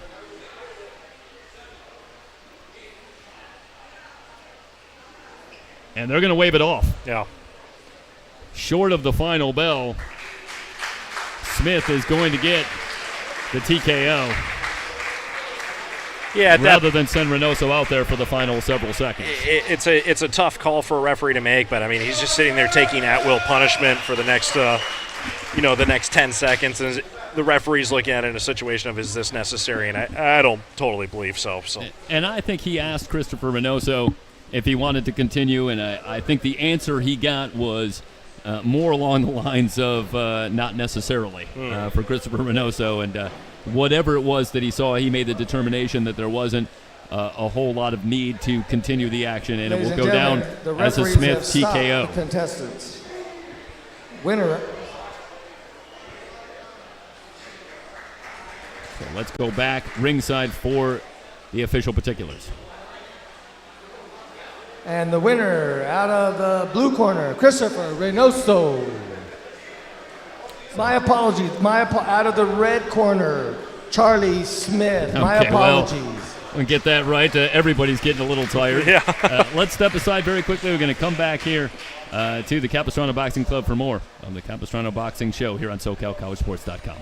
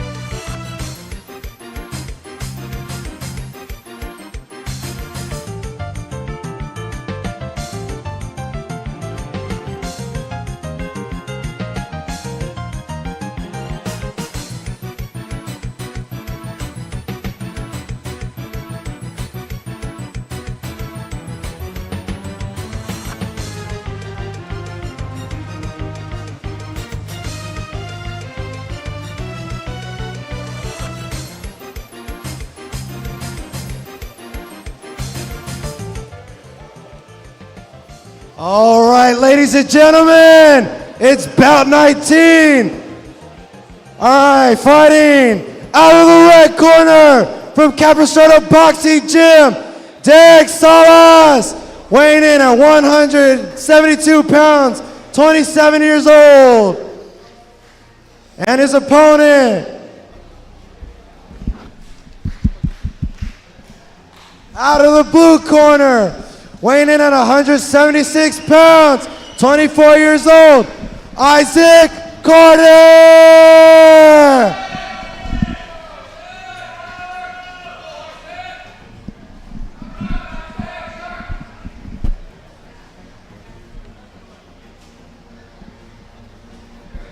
Well, we rejoin you guys for another bout number 19, as we get ready to get underway here.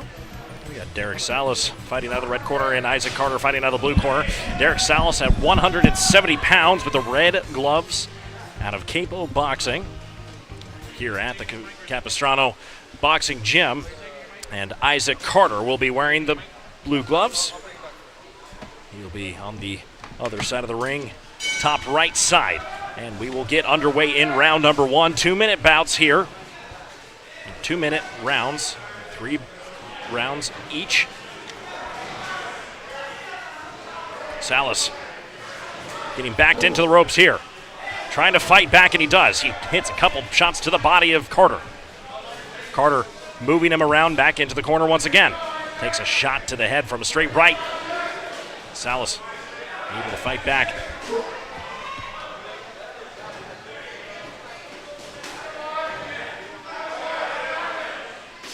A little bit of a feeling out situation here for both fighters. Both of them one bout under their belt on their careers.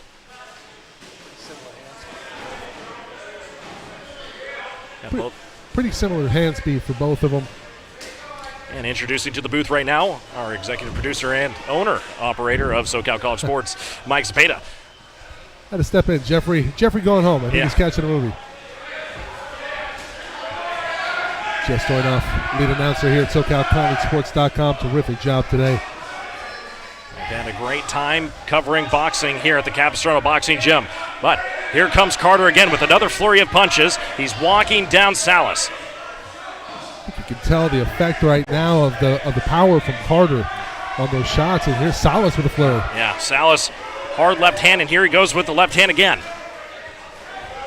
Coming in with just a flurry of hooks. Back to the body. He doesn't seem to be too concerned except for the jab here.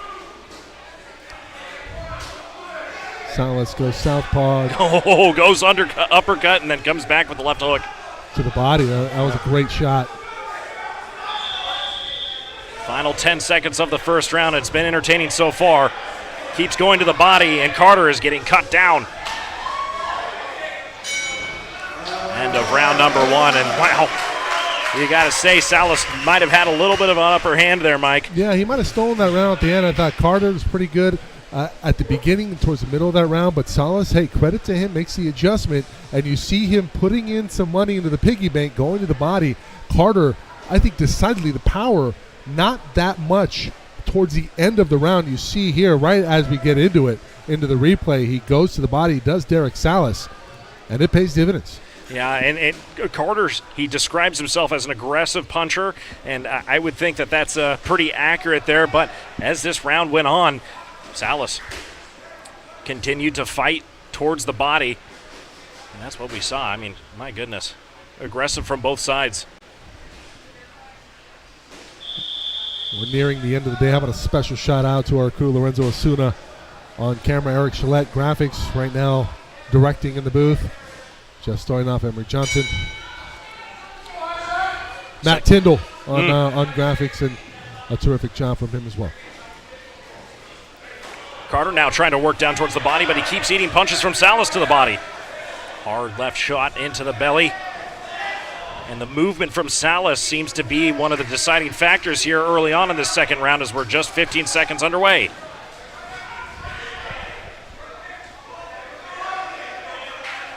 Into clinch, punches back with the left hand, and now Carter trying to punch back himself. Up against the ropes. Carter getting a little slow with the feet, and Salas is taking advantage here as he's starting to walk down his opponent. Salas working the body there late in the first round, and maybe that's what's paying dividends here. And he just took a hard shot to the right side of his head. That right hook came in really quick through the blind side. Counter punch there from Carter. Another right hook from Salas. Salas with the straight left.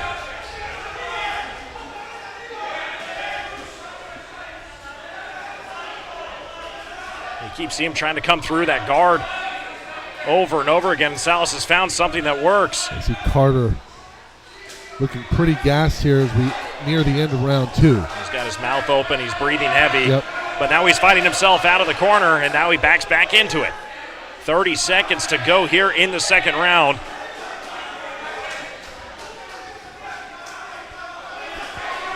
Thought the first round was pretty close. Salas may have stolen it. This has been pretty much all Salas here in round number two. Standing 8 count, as I say that. Yeah, Salas much more in control here as the second round draws to an end, but we'll get the standing 8 count before the bell.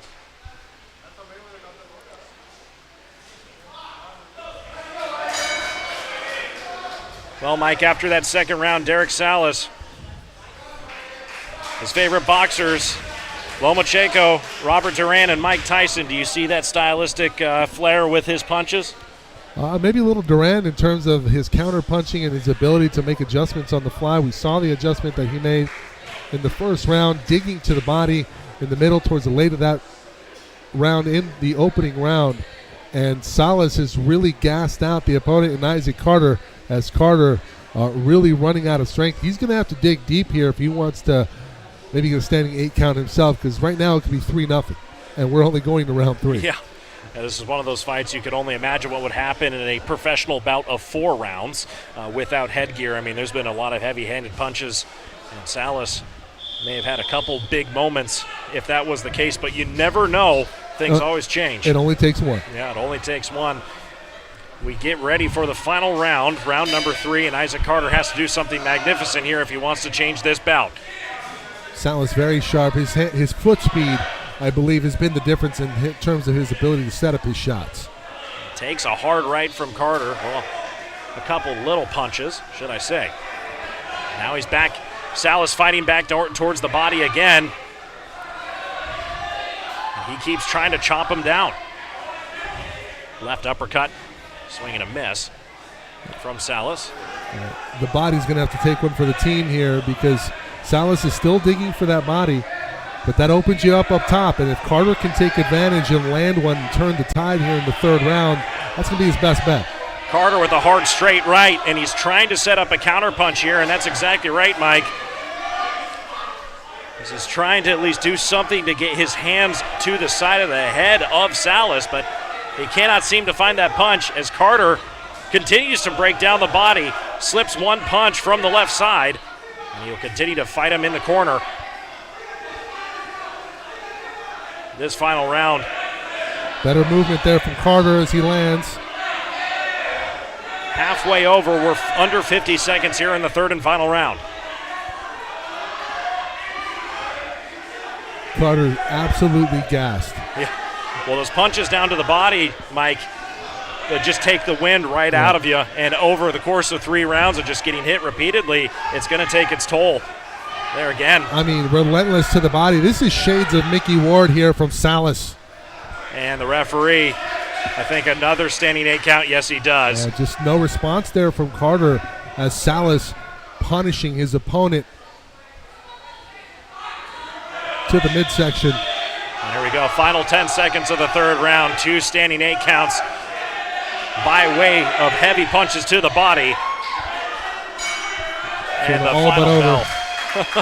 It is all over, and I don't want to call it early, but my goodness, Derek Salas from Capistrano Boxing right over here where we are. A clinic of footwork, body shots, making adjustments from Derek Salas, and I can't imagine he didn't win this bout. Yeah, it's funny you say that, Mike. As we're watching the footwork of Derek Salas in that last little flurry there, you see him on the ball of his foot. He looks balanced. He looks accurate. And when he goes to throw that jab to that left hook, I mean, my goodness, it's been devastating the whole time.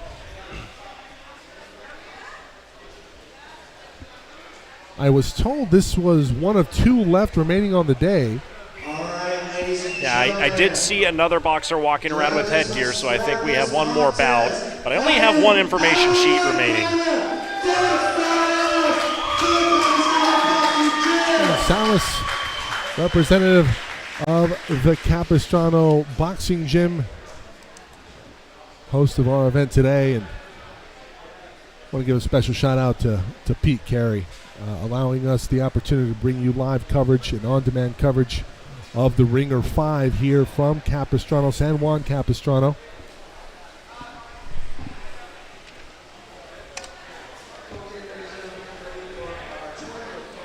Well, 19 fights over, 1 remaining.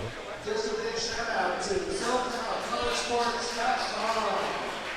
Thank you very much and wonderful live streaming again. SoCalCollegeSports.com. Well, I see 1 fighter. Mike, do you see a second? I don't know. We might have to get one of our camera operators. I'm in. I've been telling everybody since I showed up. I'm ready to rock. I haven't fought since 2016-17, but you know. Yeah, you're about at 70% right now with the hamstring. Still got a puncher's chance, Mike. That's fair. You are a big guy. I haven't seen any heavyweights today. Yeah, no heavyweights. I think the. Well, it's funny because Pete was saying, "Hey, do you have all tall guys on your crew?" Yeah, that's how it works here. You have to be above 6'5". For the people that can't see, Emery Johnson 6'8". I'm 6'10". Yeah, we show up with a Division I basketball team ready to rock. In the announcing crew. In the announcing crew, yeah. Jeff Stoynoff, not as tall. We'll just leave it at that. Yeah. And thanks everyone to watching our event today on YouTube. And remember, you can catch all of these bouts on demand as we have Zach Haddad and Sam Escalante getting ready to battle it out here in the ring. Zach Haddad, 34 years old. This is his first bout at 147 weight. Debut bouts for both fighters. Yep. Sam Escalante, 19 years old at 145. So well within that welterweight weight class. We're getting report. Oh, yes. I will say Zach Haddad is we're going to match up graphic here for you shortly. not as tall as Sam Escalante, but that's okay.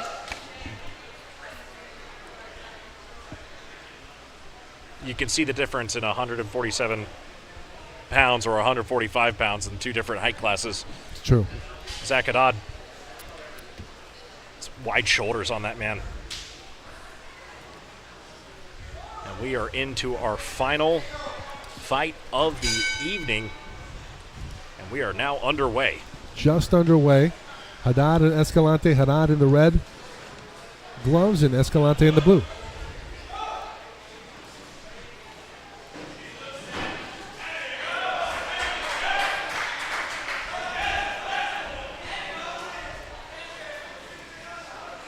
Both of these fighters fighting in the orthodox stance, though.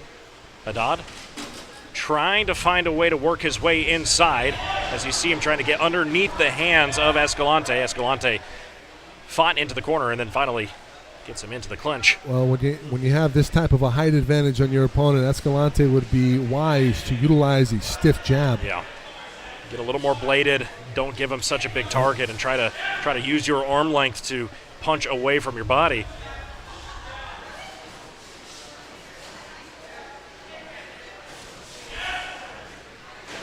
Takes another punch in hard. Great shot from Haddad. Yeah. Haddad finding ways to make space work with him and punch upwards. Oftentimes hard, and good job slipping 3 punches from Escalante. Trying to shoot in again, comes with overhand right, misses, and they're tied up with their hands. You see some tools on display, obviously the physical gifts, the natural height. I think maybe a little bit more athleticism there for Escalante, but Haddad, very sturdy, low center of gravity, and he knows how to work in the pocket. You see him evading punches, as you said, Emery, 3-punch combination earlier in this round. Haddad finding ways to get his hands turned over onto the side of the head of Escalante, but referee says, no, I've had enough. 10-second warning. James Kennedy refereeing this bout.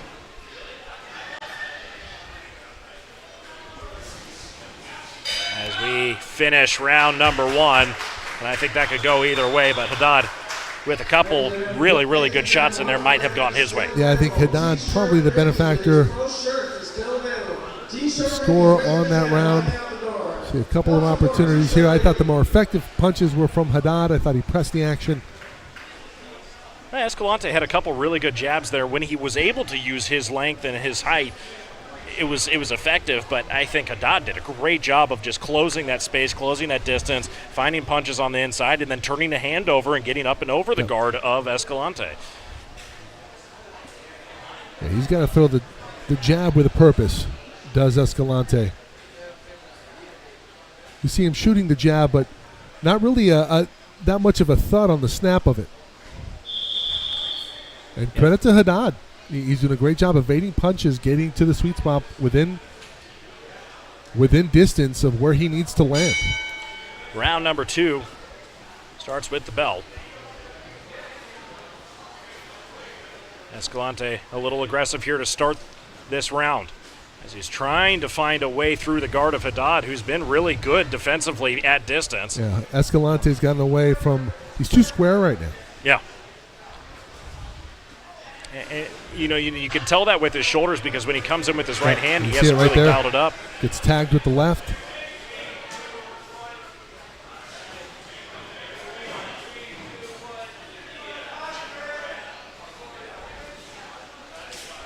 And Haddad's head work, I got to say, he's been nice hard to hit, but nice uppercut from Escalante. Best punch of the round so far for either fighter. Oh, comes in with a strong right hook. Overhand right now, pressing the momentum here for Escalante. A right from Haddad as well. But trying to set up something with the jab, and Escalante, you see he's starting to get a little more comfortable with that jab as he keeps it out there and creating that space and not allowing Haddad to come in. But he misses with the right hand, and now Haddad chopping down at the body, and he comes with a left jab as well. Straight through the guard of Escalante. Oh, strong left hook. That's a terrific job going to the body from Escalante with the left.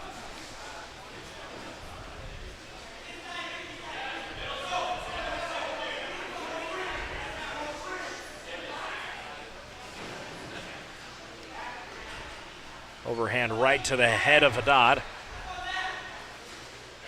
Punching around the head was Escalante, not able to really connect with any good punches right now, there. But Escalante needs to finish the round at the 10-second mark. And he comes in with a strong right, hits on one. Now they get into the clinch, and here will come the bell. And that's the end of round number 2. A little bit better from Escalante. Haddad shaken but not stirred. Yeah, I think it's 1-1. Unofficial scoring, of course. Escalante came out with a sense of purpose, a little bit better with that jab the second time out. I think that will be the key to success for Escalante, is if he can use that jab and create space. It's going to pay dividends at the end of this third round if he continues that tactic. Haddad has got to keep doing what he's doing. You see there on that replay, going to the body, 1-2 up top, and then back downstairs with the left. So better that time in the pocket from Escalante. And what would presumably be the tiebreaker here in round number 3 coming up.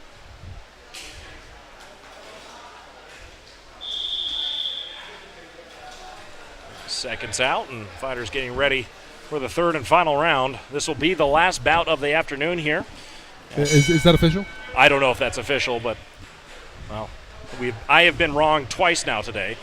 But I do not see any other fighters in any headgear at all. Nobody warming up off to the side either. Yep. And let's see if Haddad can make the adjustment here in round 3. He's tagged there by a left. Oh, and a flurry of punches coming from Escalante as he's starting to swing with alternating hooks. And that's putting them together. You see there a better job from Escalante not being as square that time in the pocket. I think goes ahead with a flurry and scores. Haddad tries to go overhand right, misses. Here comes Escalante forward, and they tie up once again. Referee James Kennedy going to break him up.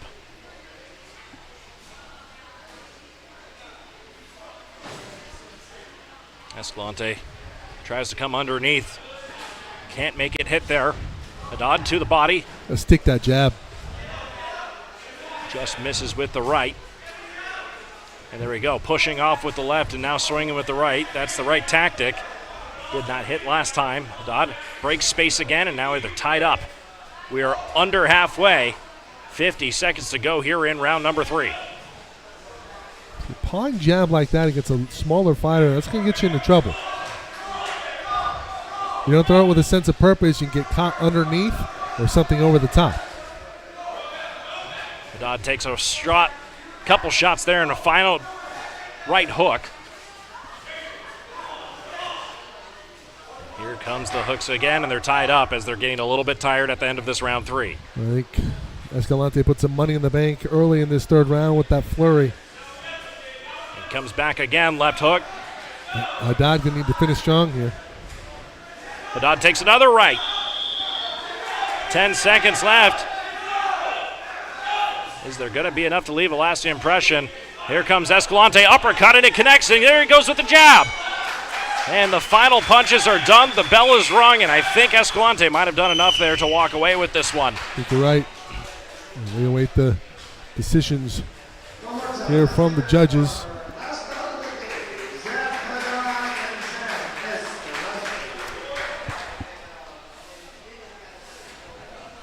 While we're waiting for the official score,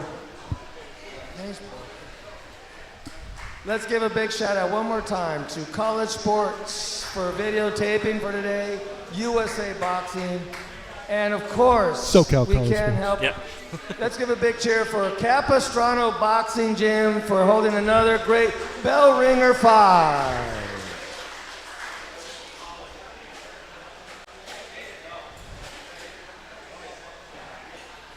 you see good punches from both guys, but I think Escalante had a couple really good uppercuts in this fight and a lot of good straight rights and jabs that just left an impression.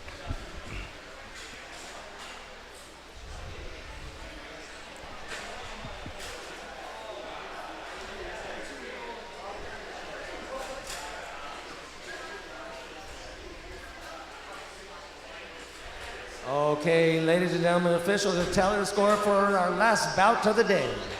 The winner, out of the red corner, Zach Haddad. Well, I thought for sure the first round went to Haddad. That completes Bell Ringer 5. Thank you again very much for your support. In round number 2 to take the win. USA Boxing. Escalante goes down. Haddad, the winner of our final bout of the day. Well, and that's going to wrap up our coverage here at the Bell Ringer 5. At Capistrano Boxing Club, we'd like to thank everybody for tuning in all day, as we were happy to bring you guys coverage of premium amateur boxing content. And once again, I'm Emery Johnson. For the entire team here at SoCal College Sports, we bid you a good afternoon.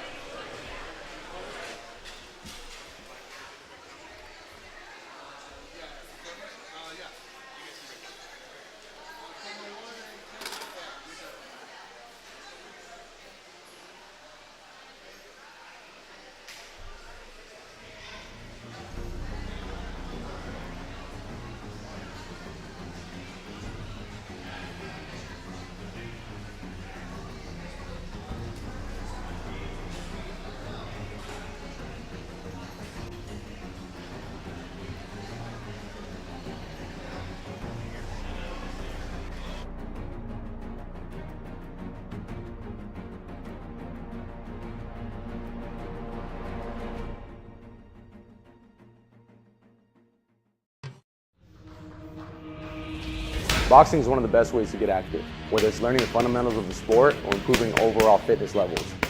Everyone wants to box, but not everyone knows where to begin. That's where our Mitt Masters Academy comes in. I've been a USA boxing instructor for over 25 years now, and our team has developed a method for you to learn and then teach others the basics of boxing. By the end of our course, you'll be able to teach others how to properly hold the mitts, wrap their hands, work the heavy bag, and all the fundamentals of the sport. Learning how to hold mitts for your clients is a unique skill to add to your trainer's toolbox. It's one of the most effective ways to add cardio to your workout routines that's not only extremely fun, but also very effective in a very short amount of time. We offer 40 years combined experience, so you know the instruction you receive has stood the test of time. Whether you're a boxing enthusiast or new to the sport, we created Mitt Masters Academy because we want everyone to become the best boxer they can be. Our certified training will show you the correct way to teach others how to box. My name is Ray Perez, and I've had Parkinson's disease for 2.5 years. Ready to fight Parkinson's. It was nurse developed, it's physician approved, and it's really helped the clients with the symptoms associated with Parkinson's. The thing that Parkinson's does is you lose your coordination, speech, muscle memory, getting the commands from your brain to your hands.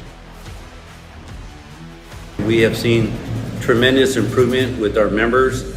It strengthens the gait pattern, their muscle coordination, their eye-hand coordination.